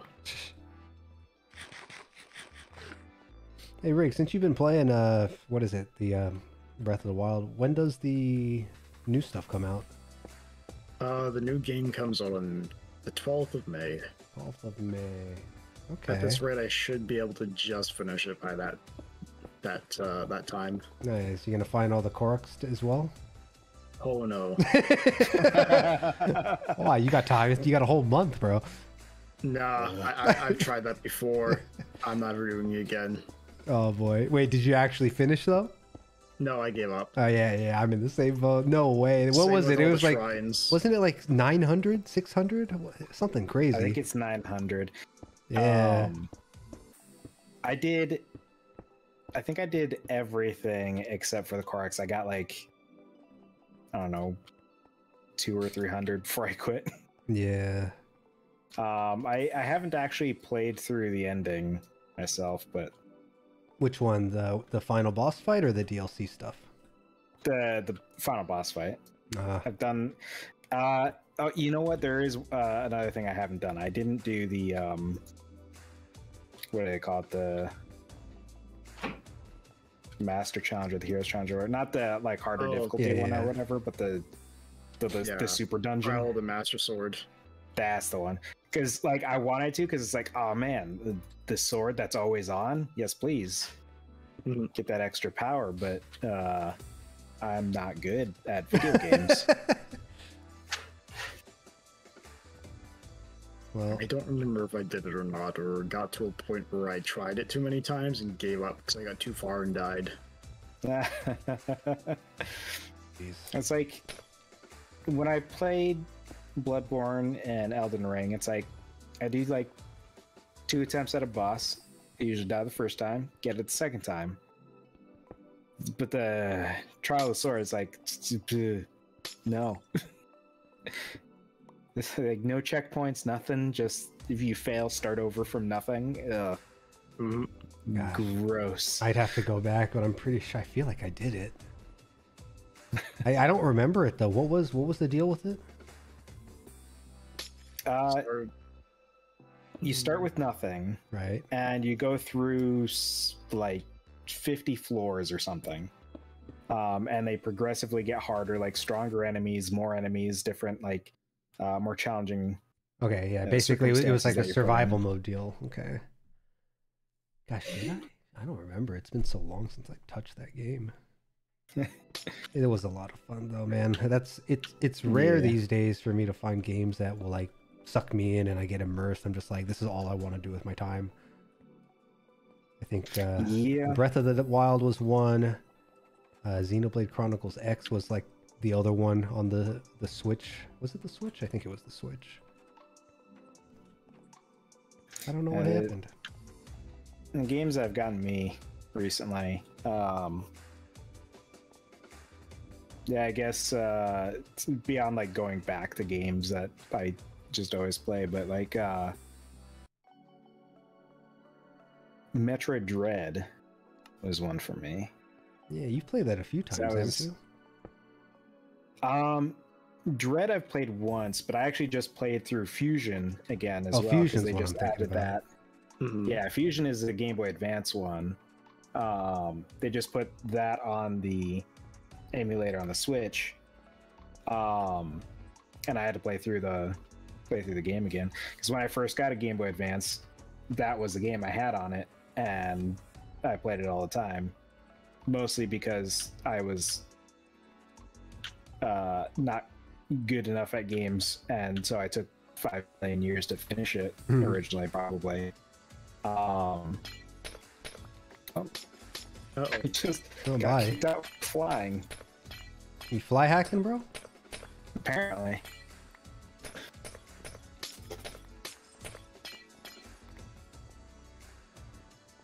I was just jumping around and told me I was flying. It's like, I'm pretty sure I wasn't jumping that good.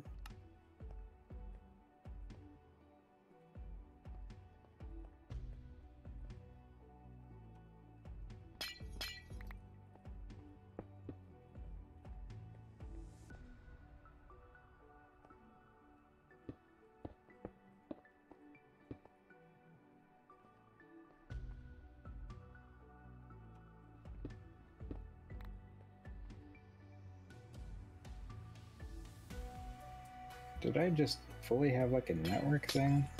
Is that what just happened? That's plausible. How dare it? Your upload speed is pretty horseshit, by the way. Oh yeah, I just saw that. Well, not referring to stream. I'm just referring to every time you share screen share in Discord. It's just the rubber bandiest fucking visual, bro. I'm pretty sure that's upload speed related. Yeah, it's something the internet providers don't really tell you. It's like everyone thinks you want the download speed, but if you do online gaming, you want upload speed. Yeah. No, there's just like a spike of like just everything falling to pieces just now. Nice. It's on my end. So. it was Wonderful. System's doing a security check. But no, I'm actually looking at a different provider, so hopefully that'll help out with things. Fun. I know it's like when I play certain games, like I don't know, it just well, no, that's not even a network thing though, is it? I don't know. Streaming's hard. That's why I put in the minimum effort.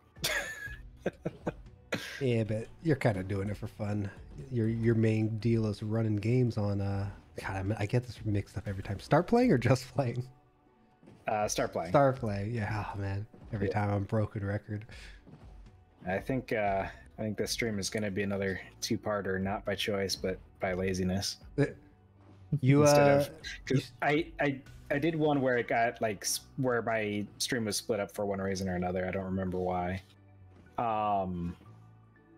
Oh no, what it was is I streamed 2 different games in the same stream and then just split it up, and it's like it takes too much time for me to care to like go into the editing software and stuff.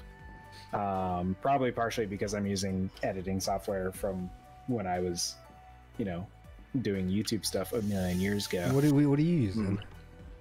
What is it? It's Movie Studio 13. Is that the Windows one? It used to be, what is it, Sony? Like it was like, yeah, because there was Sony Vegas and then they also had Movie Studio.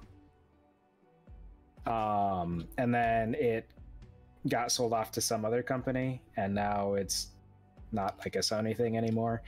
I don't know, but I still have it from when I used it back then, so that's just all I've messed with.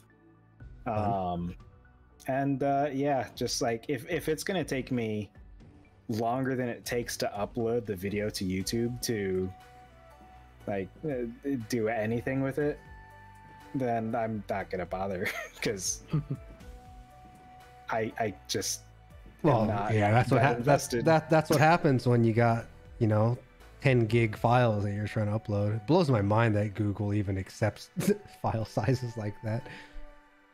They have so much data. It's not even funny. Them, Amazon, all those big players. All right, bottom half of the racetrack is kind of getting there. We gotta still figure out some traps for the bottom, but whoa, and I slipped off. Okay, that's cool. All right.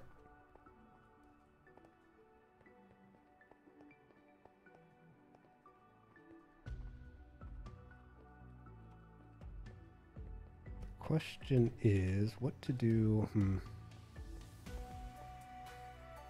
At some point, if you guys are bored, come test drive the track and tell me what feels good and what doesn't.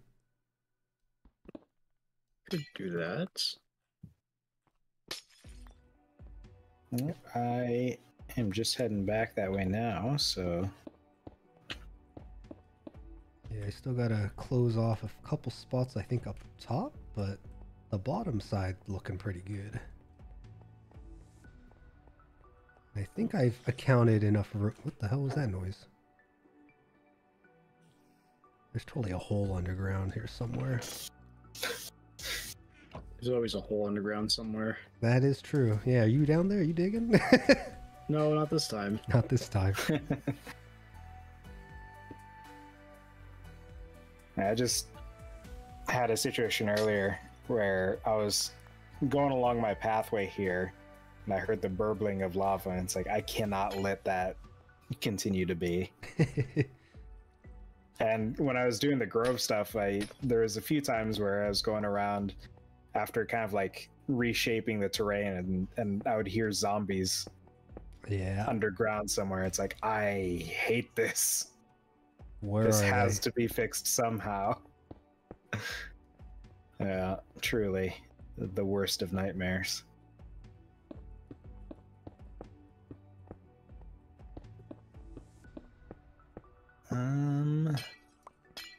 Iron.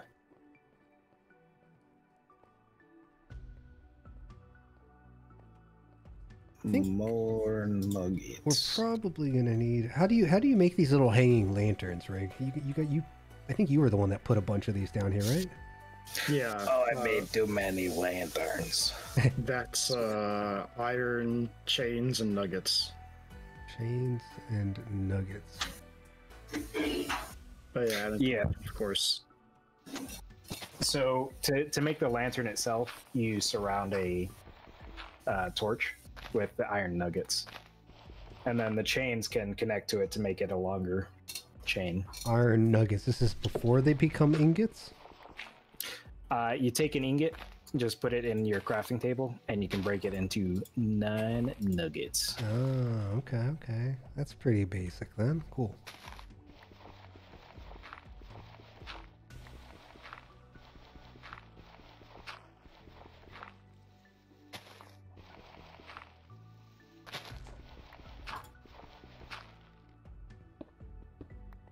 All right, what to do with this bottom half, though? And then if you use soul torches, you can get the cooler lanterns. Yeah, we don't light as much. Yeah, that's just kind of the problem that I've accepted. What is it? They don't what? You can make soul lanterns, which are blue, which are made out of soul torches, which are blue, which are just worse torches. And because you said they don't glow as much? Yeah, they do like half the radius or something of normal torches, because normal torches go pretty reasonably far. I think it's like, I don't know, 7 to 10 blocks or something that it'll stop stuff from spawning. Okay, I got you. Yeah, the soul torches will go like 3. Oh. Mm-hmm. They're good in the Nether though, because piglins are scared of them. Oh, so they have a I use. didn't know that. Yeah, they won't go. The little pigs won't go near the anime. The blue torches. My brain just short-circuited because if you look at one of the piglins the right way, it looks like an anime girl wearing a pig hat. What? I've heard that before. What? Oh man. Yeah, you gotta go to the Nether and go check it out sometime. It's a mind trip. That's something to do. You'll Yeah. never see it the same way again. Probably not. No. And it's like, oh no, it's a VTuber. Wait a minute. I know this channel. We're gonna have lights up on top of this and everything.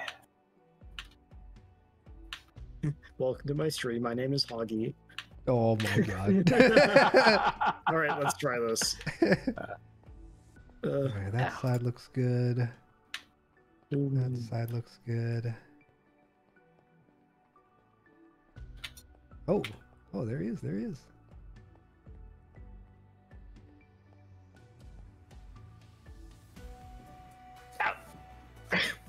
He's trying to take me out. I kind of feel like the borders need to not be on the top layers. That way you can slip off easier. That might have to happen. Yeah, they do a good job at catching you. Okay. I fell off the track. Oh. Yeah, there's no It's not... guy fishing you off a cloud in this game.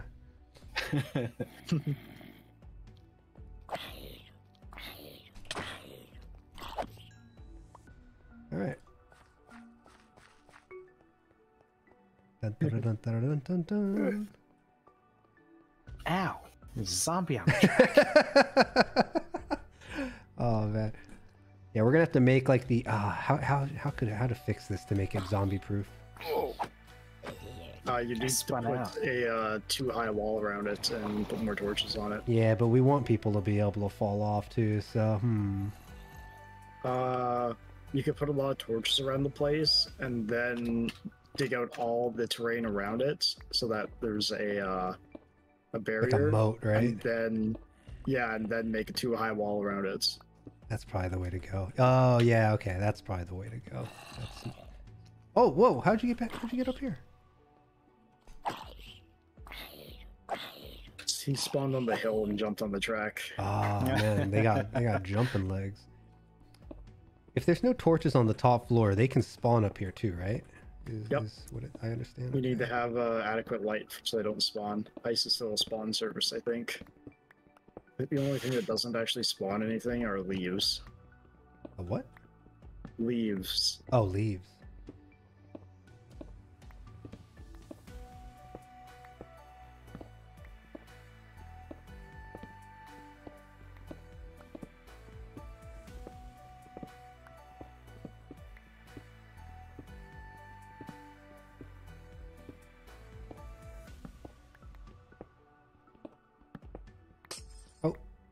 I won't buy glass.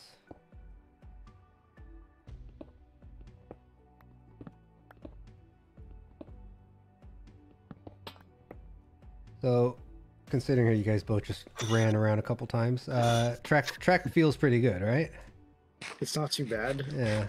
The chicanes up top are a little tight, but you know what? That'll just it's a skill test. The what up top?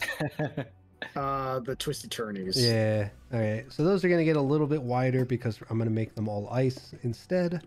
That way, if you push your luck too much, you'll fall right off. Yeah. But that'll make it a little wider. That sort of feature on a racetrack is known as chicanes. So I defaulted to that. No, that's fine. Chicanes. That's just what the term for the, not necessarily hairpin, but the twisty windies. Yeah, if you have like multiple hairpins back to back. Are you big on races, or are you just a wealth of dictionary knowledge? Yes.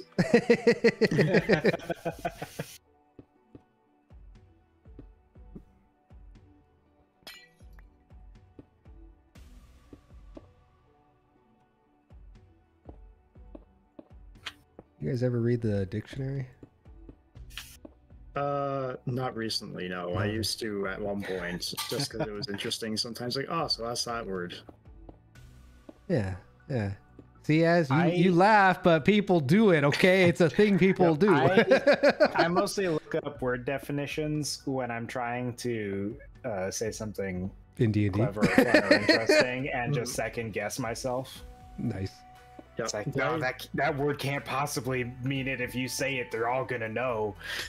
Yeah, wait, I what? may have just double checked the word I just said as well, so I can't. I'm in this boat. Oh, don't worry about it. I make up words all the time. I'm mostly an thesaurus. Mm, There you go.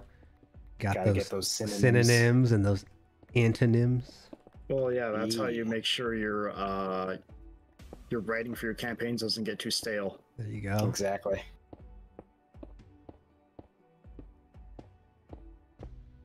Can I hang torches off the side of ice? Not off the side, only underside. Damn. If you place torches on the underside of ice, I guess it technically would wrap around to the top too, right? It just... I think so, seeing how ice is translucent, I think, maybe. One way to find out. Yeah, it makes me wonder, do we even need the torches on the top side? I don't know.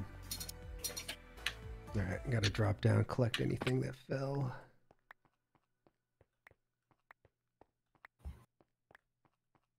God, the draw distance in Minecraft really is weird.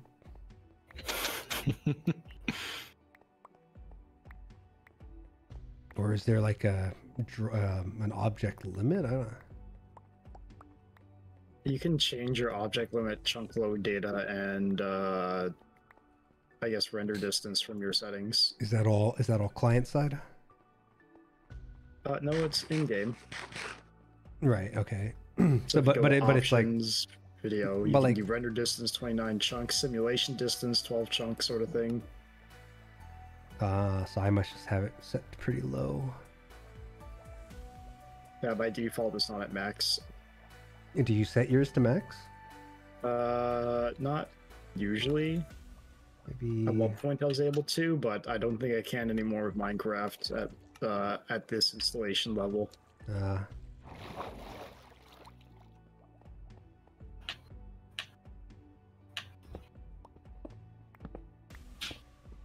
Or I might be able to again, actually. I haven't had the issue where it was kicking me from the server as much as it used to be. Why would that affect your connection to the server, though?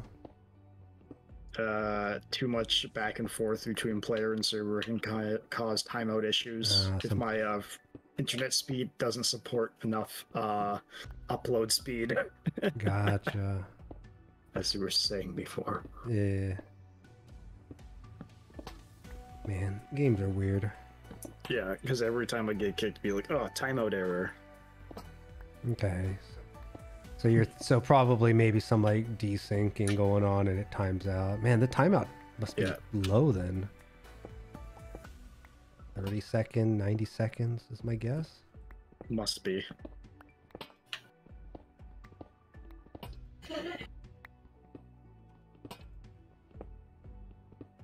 So torches go quite a ways. It was like 12 or 15 or some shit. Is the hanging lanterns, does that go the same distance? Uh-oh. I just fell into an underground pool underneath the racetrack. Uh-oh. Yeah, there's is it a big cavern? Because I've been hearing things underneath me all day. I know why you've been hearing things underneath all day. Yeah. Is it secret? Are you safe? It's fine. Yeah, I'm on the way back up already. I have a lot of cobblestone on me. Cool. There, just plug that up. Or we can keep that open as a funny little haha, just in case. Just to get people. Yeah, I'll just do that. I'll just keep that open. Just the one by one, they'll drop you into a waterland. Oh yeah, there's an entire pool of water almost underneath the racetrack. Oh wow. All right, so we got this side. That's definitely what you've been hearing. 1, 2, 3, 4, 5, 6.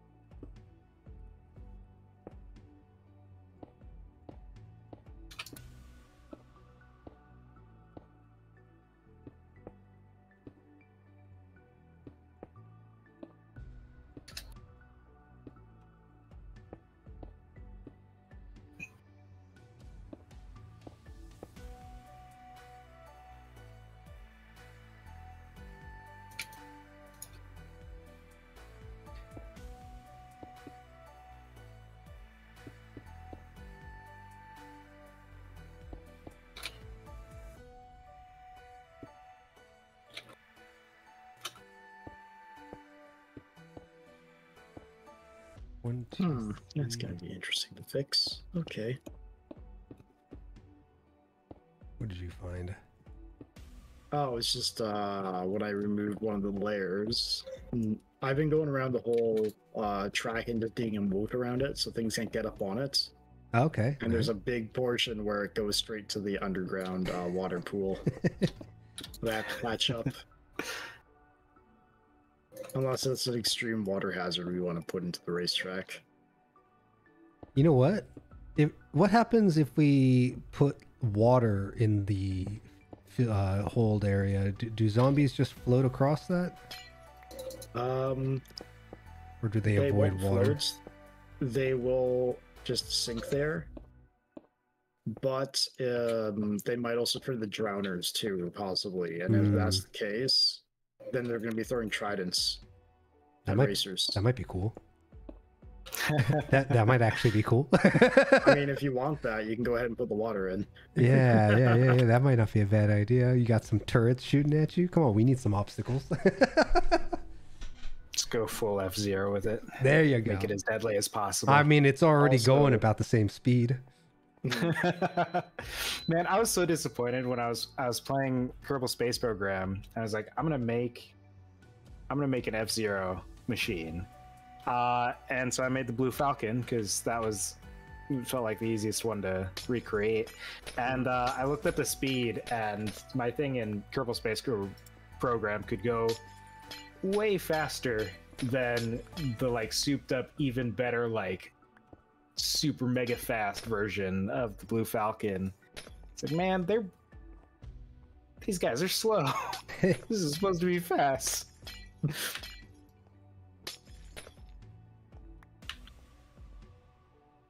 Yeah, there's not really many F-Zero clones out there anymore either. I only know of like Redout and Fast RMX, and that's about it. Redout, was that the one on the Switch? Uh, there was a speedy racing game that came out early on Switch. I feel. Yeah, that was Fast RMX. That was pretty fun. But goddamn, is it fast? Oh god, it makes my eyes go crazy. I can't play it past in the hard difficulties. But Redout is on Steam, which also looks pretty cool. I just never ended up grabbing it.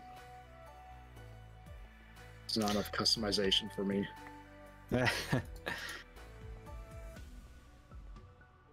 It used to be there's all kinds of racing games that were, just like whatever crazy nonsense that they could come up with, and now it's just like there are racing games. It's like, you're in a car.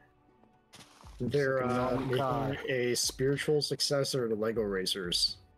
Which one is? That's interesting. On Steam, there's going to be Lego Racers basically again. Oh. So you'll like be able to build your race car out of like Lego pieces. Yeah, I still own mine. What is it? N64 was it? Yes, it was. Yeah, man. It's blast from the crazy how many just incredible games there were on that console. Mm-hmm. Except it's like absolutely like iconic ones. Yeah. I gotta say though, the the controller didn't age well. No, yeah, it feels like absolute garbage now. Mm-hmm. It's the interesting thing about the Nintendo controllers is they were always trying something new. That's fair. It's fair that they're trying something new. But GameCube was just like, hey, that Sega thing? Let's just do that. Yeah, here it's Dreamcast, but not Dreamcast, but Dreamcast. Yeah. What Xbox did nail down was putting the joystick, the left joystick where you could reach it more easily. So your thumbs don't smash together if you have bigger hands. Yeah. Well, it's like the thought for me is always just like, that's not like you don't use the D-pad as like the main thing anymore. So why do they? Why is the PlayStation put it there like it's the main thing? That's how they've always done it. It is tradition. I mean, they are consistent. They got that going for them. Yeah.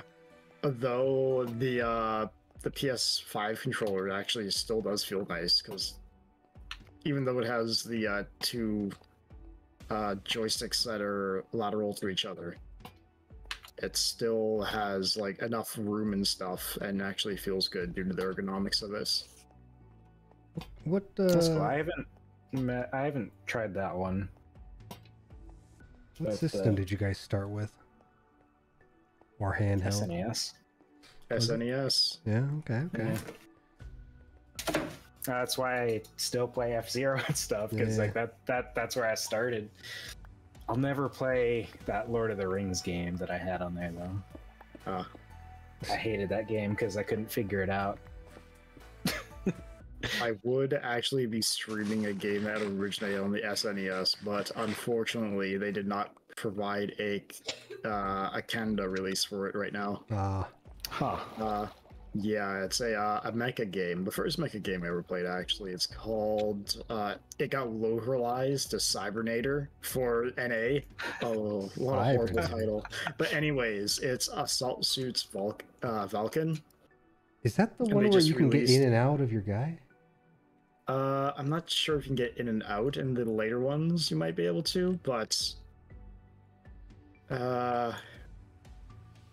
yeah, it has no Canadian release because the studio, which is a Canadian studio, never thought to put a French dialogue option or French translation to it, so legally it cannot be released in Canada. Dang. That's wild. You know, I don't think this is the same one that I played, but there were a few different titles for the Assault Suits Falcon on actually, you know, I guess the Famicom, because they didn't have any other titles other than Cybernator, I believe, for SNES. Yeah, everything I've played was Famicom. So, what was the name for it on there? I think I still have. If it was Assault Suits Lanos, that was another one for them as well. Let me find it. I'm pretty sure I still have all my ROMs on here.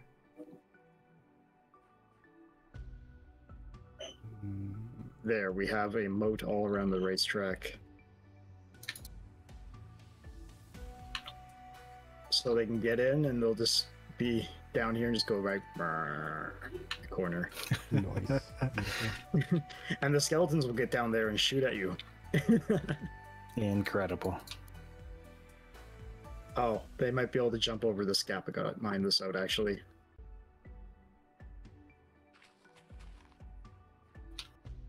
Yeah, I should probably take that down a bit, too.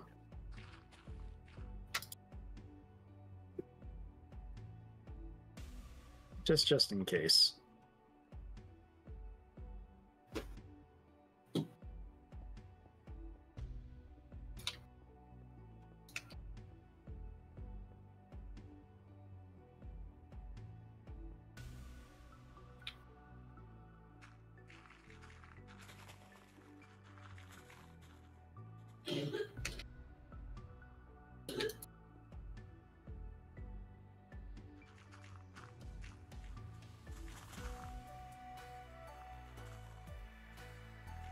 Man, Mickey's Magic Quest. Yeah, I'm pretty sure I beat that game way back when. Oddly, I can't seem to find it. Maybe I don't have it anymore.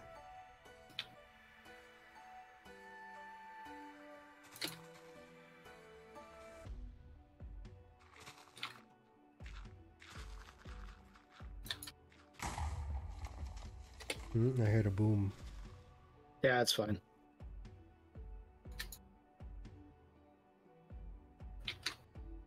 Creeper was far enough away, it didn't even take a heart off when it exploded.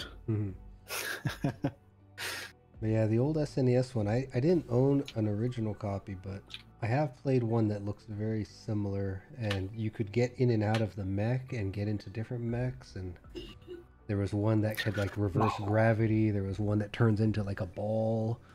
I know what you're talking about. I love that game. God, what was it? I feel like it was called like metal something or something were metal. They different colors too? Yeah, they had like blue and red. Yeah. Metal Warriors, was that it? Yeah. Yeah, I think it was that's like a it. red, a blue, a yellow one, and a green one, basically, I think. Well, it was SNES. I think it only had two. Yeah, Metal Warrior. Yeah, that's the one. I forgot about that game. Man, I played this with my. Did I play with my bro? I think I did. That was a good one. There's a spider walker, the little starfish-looking dude. Yeah, that was a fun one. It looks similar to the Cybernator game, but maybe not. It's different enough, yeah. Yeah, Cybernator looks more like maybe I guess I didn't play this one. More like a Metroidvania almost. I'm trying to, yeah, not Metroidvania. What's the one I'm thinking? What's the Metal Slug? It's like robot Metal Slug? Yes, Metal Slug. I love that game too. Which is also a low-key mecha depending on what you get. Yeah, that's true. Yeah. Seeing how the tank is basically a mecha at one point. Yeah. And didn't they have a walker too in one of them? I feel like they got a walker and they have camel as well. Oh yeah, the little get gun. Little jet plane. Right. Man, Metal. I never got into Metal Slug. Metal Slug wasn't fun for me unless I was in the mech. That's the problem I had. No, I played the shit out of Metal Slug. My dad owned an arcade when I was younger, and I'd always steal his cabinet keys. Nice. And just chill out at the corner and just play Metal Slug for a bit, and just. It was awesome. cheap daycare. He'd just take me to the arcade with him afterwards, after I was done school, and be like, "Here, here's my keys. This one's for this one. This one's for this one. I'm only gonna give you a few, so that way, because I still need the whole ring, but I just do that." Jiggle the mechanism with the coin mech just to give me enough lives to keep going for the day. Yeah. And the rule was that if I put the lives in there, I had to use them all by the end of the day. Otherwise, I wasn't allowed to play on that machine because I couldn't just leave like 30 lives on the machine when I left at the end of the day. Yeah. That's funny. That's cool. That's actually really cool. I've never met anyone who grew up in an arcade setting like that. Yeah, it's fun, especially when you're in the younger years and you need to repair one of the cabinets, and he's like, okay, so you're gonna get in through this panel here. You're inside the cabinet. It's like, can you see the thing over there? Can you unscrew it for me? I don't want to have to go there. Yeah. I don't want to take it all apart. You reach in there. You got smaller hands than I do. Yep. Oh boy. Man, I was thinking I was circuit boards when I was like 8. Dang. No, well, it all makes sense now. The origin story. Yeah, right? Yep. Man, if you guys ever make a rig origin story like Ellie did for hers, you better have this in there. Little rig digging inside of mechs, pulling out wires, replugging shit. Well, I mean, I do have some background lore, though. It's not officially released yet because we haven't gotten that far, but you're not far off. In due time. No, it's such a great little bit. I endorse it. Yeah. Just a little bit of Patsu vibes there from Tower in the Sky.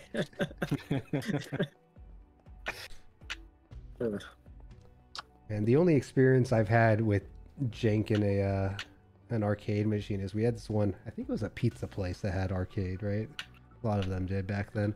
And God, what was it? It was that dirt bike game. What was it called?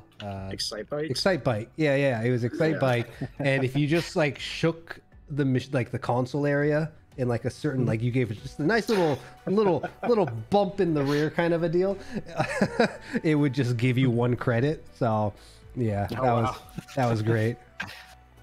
That makes sense, because depending on how the mech was actually aligned, if it was a little loose, you can shake it enough that it will trigger the sensor. Yeah, okay, that makes sense. I thought I just had the minus. It's just a little flappy that exists within the coin chute, so it just like flicks when the coin goes past it. Like an old school thermometer. Yeah, and it has like different size gauges too in there, so it would like go through a series of little catches. So depending on what you want the machine to take, you'd then unscrew the mechanism and then screw it on to that size. So that way it would be like custom coin versus okay, yeah, nice. And anything that wasn't big enough to go past or too big would then be caught and ejected out. Right. So it wasn't the right size. Man, that just makes me think of those old school coin sorters. You ever own one of those? Yes, I've seen one of those in operated ones. Yeah. Because how the hell do you count all those fucking quarters? You Right? need coin Right? and it whirs and goes, it just spits out Man. words like a mad machine. Back when people would freaking use those, what is it? Those coin wrappers to count, like, this is a bundle of quarters that adds up to $5 or whatever, $10. Mm-hmm. What are those things called? Those little cylindrical paper wrappers. Coin rolls. Coin rolls. Yeah. I'm a fool. You're a fool? We know. I'm Just sorry. for a second time went back to get more deep slate and just remembered that you gave me the advice to put some in the ender chest. Oh, yeah. So Also, that I could get at it more quickly. I think if you need some, if you're near spawn, I think I have a box full downstairs near the entrance of the labyrinth too still. Which I'm done building that maze, so you're welcome to it. Alright. Not bad, not bad. Alright, I think we're gonna have enough materials here soon to actually finish this tavern off. Man. Yeah, what else needs to get Nice. done with the tavern? I'm still working on the roof. We need to do some of the interior stuff and interior work and decoration. I need to go grab more lumber, actually. So I'm trying to figure out what kind of block we want to use with the actual, like, tiles on the roof. If we want to just do wood, a color of wood, and then what color of wood, or if we want to just use, like, deep slate, so it's like a shale roof. That might be an interesting look with the contrast, but yeah, I don't know if I don't have a frame of reference to really say. Mm. But seeing how the walls have this kind of what color is this? Like a kind of a beigeish pastel white, off white. I think it's white concrete. Yeah, it is white concrete, but it's not quite white. It's like off white. Mm-hmm. So. Yeah, I can tell you what it is in just a second. Yeah, that's white concrete. It's it doesn't get like super duper bright.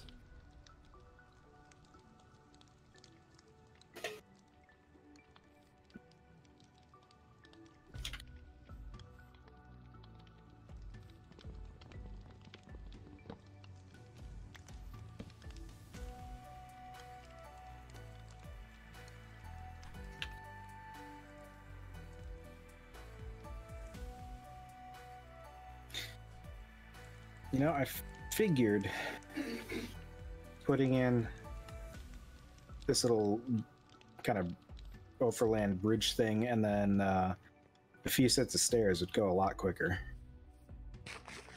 Yep. Things always build quicker in your head. This tavern's a monument to that.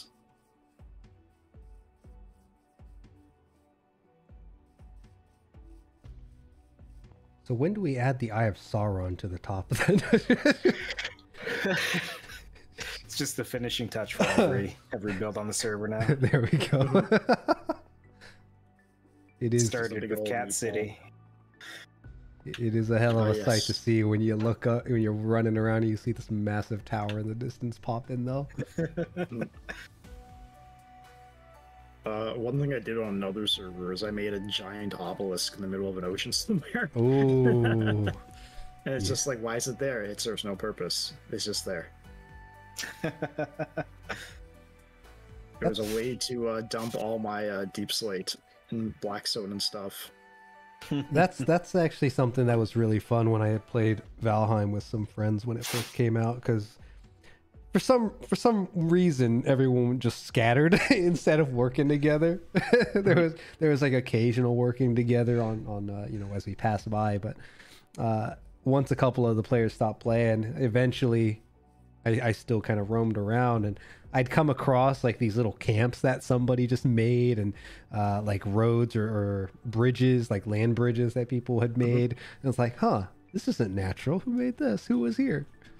But those are always fun to stumble across. Yeah.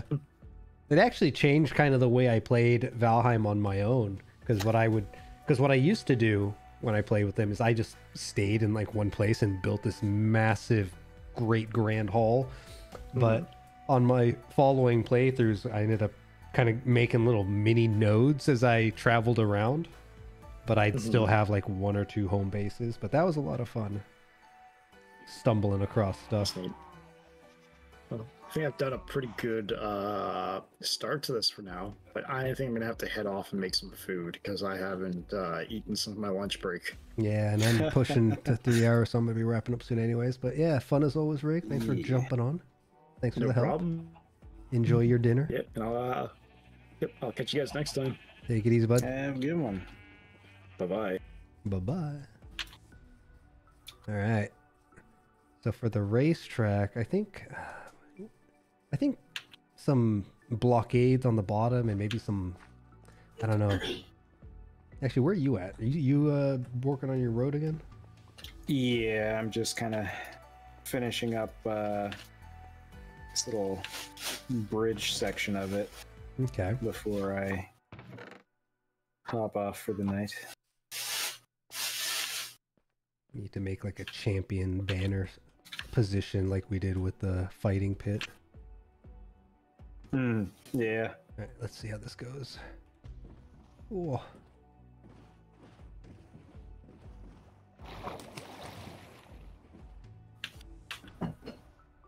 Ooh, okay, yeah, the top being able to fall off easily is definitely a little more challenging. Oh boy. Yeah, I think going full acceleration might be a little bit harder now. Because I know when I was doing that just earlier, I kept crashing pretty hard into the edges. Yeah.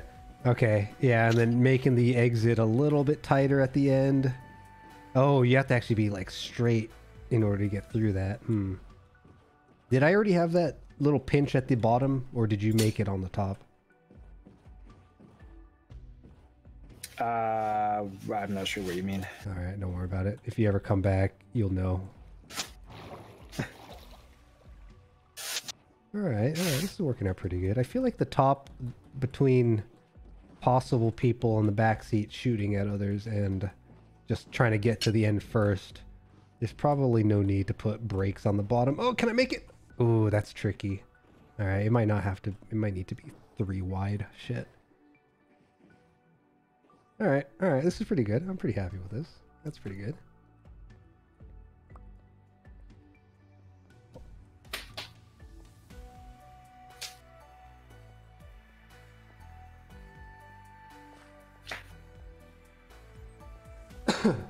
Oof. I'm gonna drop rig down. Here we go.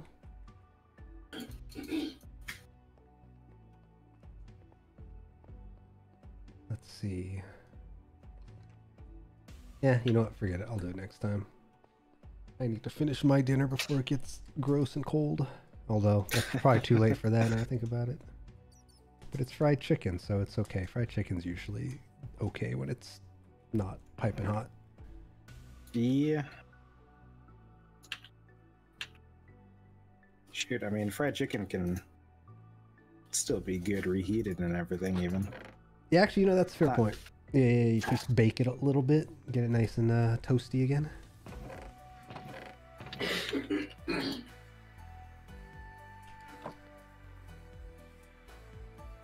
Let's see, how does water work? I'm gonna fill up this moat. So I can pick up water and then I can place a water block. Is that how this works? So you need a bucket. Yeah, I got a bucket. And then you can just right click on a source of water and that will pick it up. Oh, it has to be a source?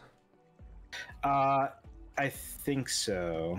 Damn, okay, yeah, because this water that Rig placed isn't gonna circle the entirety of it. All right, never mind. I'm too lazy. I'm not gonna do that right now.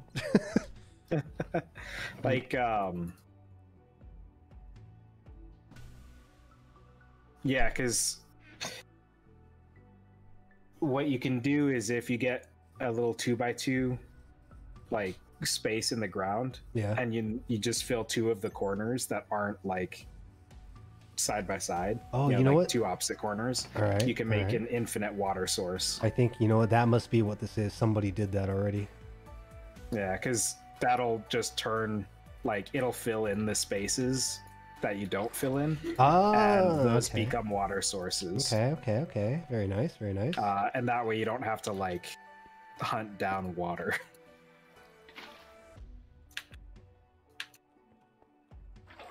Oh. Ooh.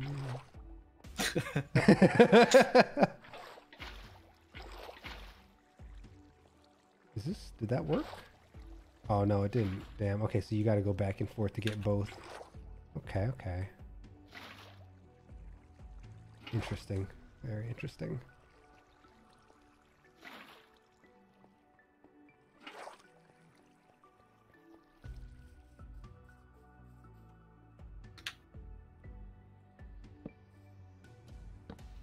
I've almost got this finished. Just need a few more bricks.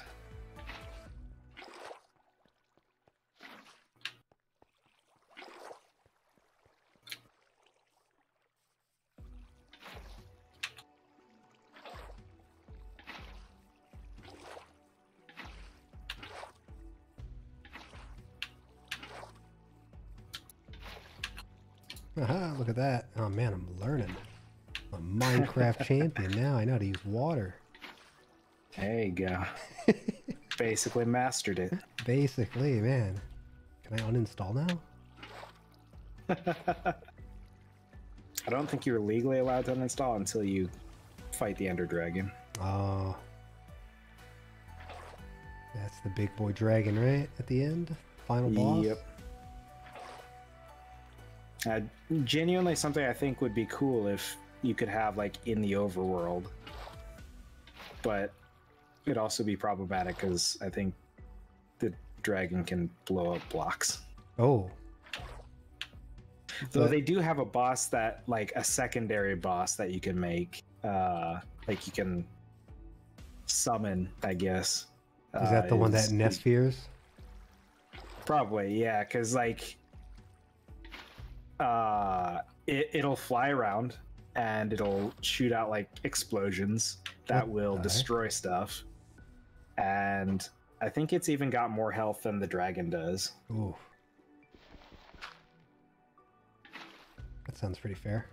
So it's like a very, like, it's a super destructive boss to fight, but you can spawn it anywhere in the overworld. So, like, you could make a room out of obsidian that'll hold up a lot better, and then fight it there. But okay. That would be boring. What do you mean?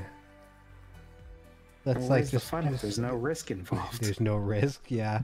I guess. I just had flashbacks to me and Neff trying to take on Yaguth or whatever, and freaking Valheim. Oh man, we did no preparation at all. Just went in. Oh, good times. What's going on over here? 1, 2, 3, 4.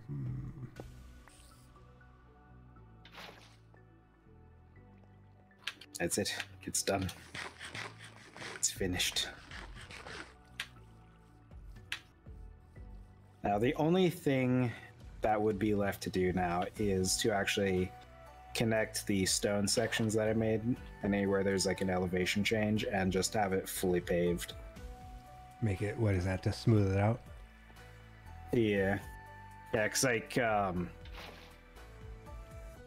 put in like these little stair elements, but then between them it's just dirt path. So now that I have them all done, I could connect them by just putting in deep slate road between them. Sure. But I'm not going to right now. Okay. I think it'll look better having it paved, but I just cannot. Due time. It is 3 hours. Yeah, we're about at that time, huh? Just about. Working properly? Oh, I guess it is.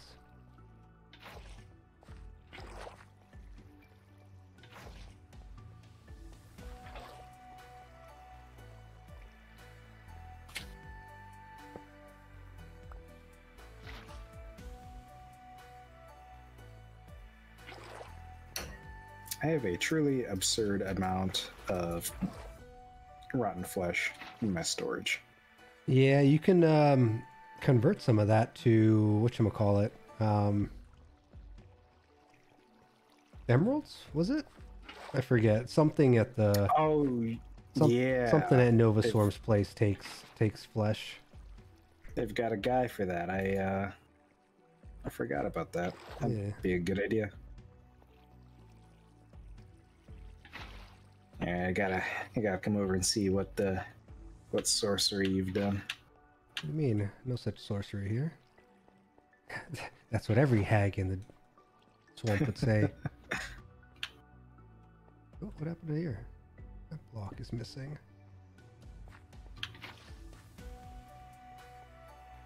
You know, I don't know what part of me was like, yeah, I'll just fill up this moat with water. My brain didn't process how large this goddamn track is. That's why you got to get like 20 buckets. Oh, that would have been a smarter move. Yeah, what am I doing here? Am I a peasant? Now, yeah, I mean, like if you do every other one and then just use the middle block between them as you go, you don't have to run back and forth as much. What do you mean? Like if you put one right there. Yeah. And then took from the block to the left of it. Oh, that would work? I believe so. Because this corner here is a source, and that would be a source. So they would turn the one in between them into a source. Interesting. Okay. Well, you didn't tell me that. You told me it had to be a 2x2. Well, 2x2 is the way that I would do it anywhere else. But like when you're doing something like this, it actually is a convenient way to just kind of chain it along. Yeah. How do you tell which one's the source? I guess where the water is coming from? Yeah, it's always going to be the highest point. It would be this one. There we go. Oh, you fucker. All right, you know what? That's good enough. I'm done. I'm going underground. I'm going home. Where is he at? This guy. Oh no, I want him to grab my back and let me fly. This freaking guy. This freaking guy. He's coming after you now. What, have you not slept either? What is this nonsense? Yeah, I think he got scared. Let him work. Shut up, you guys. My bad, I missed it. What is that? It's been 5 minutes. Yeah, what up, dude? Yeah, we're wrapping up here soon. I want to take a picture of that racetrack before I log off, though. Because it's just about done. Wasn't there a way to get up on the rooftop here? Yeah, here it is. Oh, yeah. Look at that glorious track. Let's go. Man, this place is really shaping up. I know. Try and equip everything. There we go. Oh man, look at all that ice. Was there a way to just unequip, or did you have to have nothing in your hand? Is that the only way? If you shift click your armor, are you talking about armor? No, I just want my hand to not be on the screen. You just have to have nothing in the. That's the best way, huh? In the slot. Yeah. Although, I guess, what was third person? There we go. Why do I even wear armor? I just die with it on anyways. I guess it does save lives. It helps when you're building at night and you just... Things sneak up on you? Yeah, stuff sneaks up on you. Something that I have happen a lot is like, I'll just keep trying to build through it. It's like, I just need to place this block. Just let me place this block real quick. Can I get over here without falling? If you're Spider-Man, pro gamer. Does whatever Spider-Man can. Oh, there's a scaffolding over here. Oh, here's how you get up to this tower. Okay, nice. Here we go. Perfect. Beautiful. Wonderful. Oh, there we go. There it is. Hell yeah. Look at that. And you got your tower just ominously in the distance, being a little shadow. All right, nice. Look at that. With a sunrise, right? And, you know, if I stand right here, I can capture most of it. Oh, my big fat head's blocking everything, though. Fuck. Maybe first person? I guess first person's the way. Oh, I'm gonna fall back. Okay. That'll do. What is it? Print screen? That should be good enough. Cool. All right, dudes. I'm wrapping it up at least. So thanks for hopping on. Thanks for chilling, Thanks everyone for chilling in chat and keeping me company and listening to my senile ramblings. And yeah, next time, gosh, what? I don't even know. We're planning some HiVECORE events, so we might see something coming up at the beginning of May.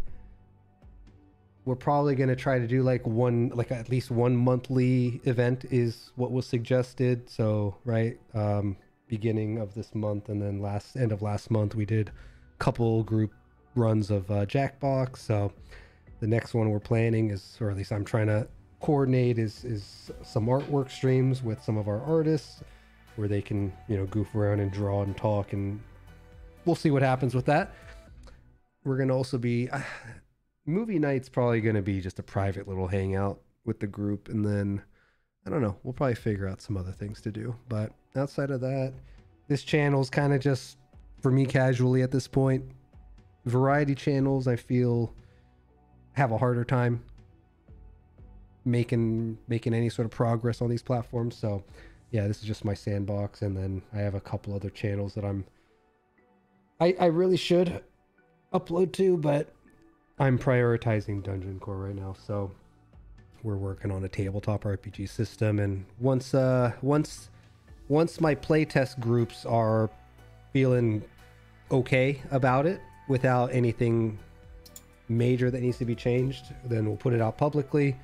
We'll put out some videos on like how-tos, and then what I'd like to do on my Dungeon Core YouTube channel, which I'll announce when it's ready, is share some of the games that get played, maybe even following some of these RPG adventure videos I've been seeing popping up these days. So we'll see what happens, but that's what you guys can look out for. And then, well, since you're still here, you want to shout out anything you're doing?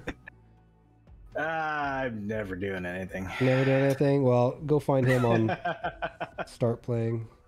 If you like D&D, yeah, check out my stuff and Start Playing. There's Twitch. It's the things, the stuff on there. Yeah. Well, hey, real quick question: how many games you running weekly still? Is it you keeping it at 3 still, or? I'm keeping it at 3 still, and I was planning to just kind of do like a off stream, just like a casual 4th game to kind of test the waters. Yeah. At running 4 games consistently. But yeah, that is you know, three games is, you know, the comfortable spot right now, so that's what I'm doing. And even though previously I was like, I'm not gonna double up games on Sunday again, that's exactly what I ended up doing. But yeah, I don't know how you tried to double up games. Well, it was especially bad before because I would do 2 games that I'm running on Sunday, and then I was also in the stream on Sundays before. Yep. So Yep. it was a little bit more hectic, but I can imagine. I do like having all 3 of my games kind of clustered together at the same part of the week, though. Yeah, because then I can focus on it, plan for it all at once. Exactly. Yeah. It also creates a bit of separation. I mean, that's the same actually with any environment, right? I feel like the weekend work week balance isn't quite there, but you know, you got 3 days on, 4 days off, or 1/2. It's a pretty good balance. Keep it that way. Yeah, I like it. I like it. But yeah. Now, other than the games that I'm running on the weekends, it's just the occasional streams. Just again, it is really just fully hobby. The streaming stuff is. You know, what I will say is I do have a few seats open in a couple of my games, so, you know, startplaying.games/GM/AsBL. It's spelled just like it is everywhere else. Actually, here, let me find it real quick. What was it It even again? says it on the screen right at the top right, unless you're on Dregns, and then it doesn't. Yeah, we're on the... Because he doesn't love me. Look at that. If I do start playing on Google and type in your name, the first one that shows up is you. Whoa. Yeah, that's the link, though. Incredible. Anyone who's tuning in after the fact wants to get into some professional GM games, that's you can check out Az there. I've played with him a few times. Good stuff. Cool. All right. Yeah. With that, though, I think... oh, you're missing from my... talking page. I gotta re-update all this stuff. Anyway, yeah, he's there. He's doing things. We're here. We're doing things, and we're chilling. Big chilling. And yeah, we'll see you guys next time. Take it easy, guys. Have a good night. Have a good one.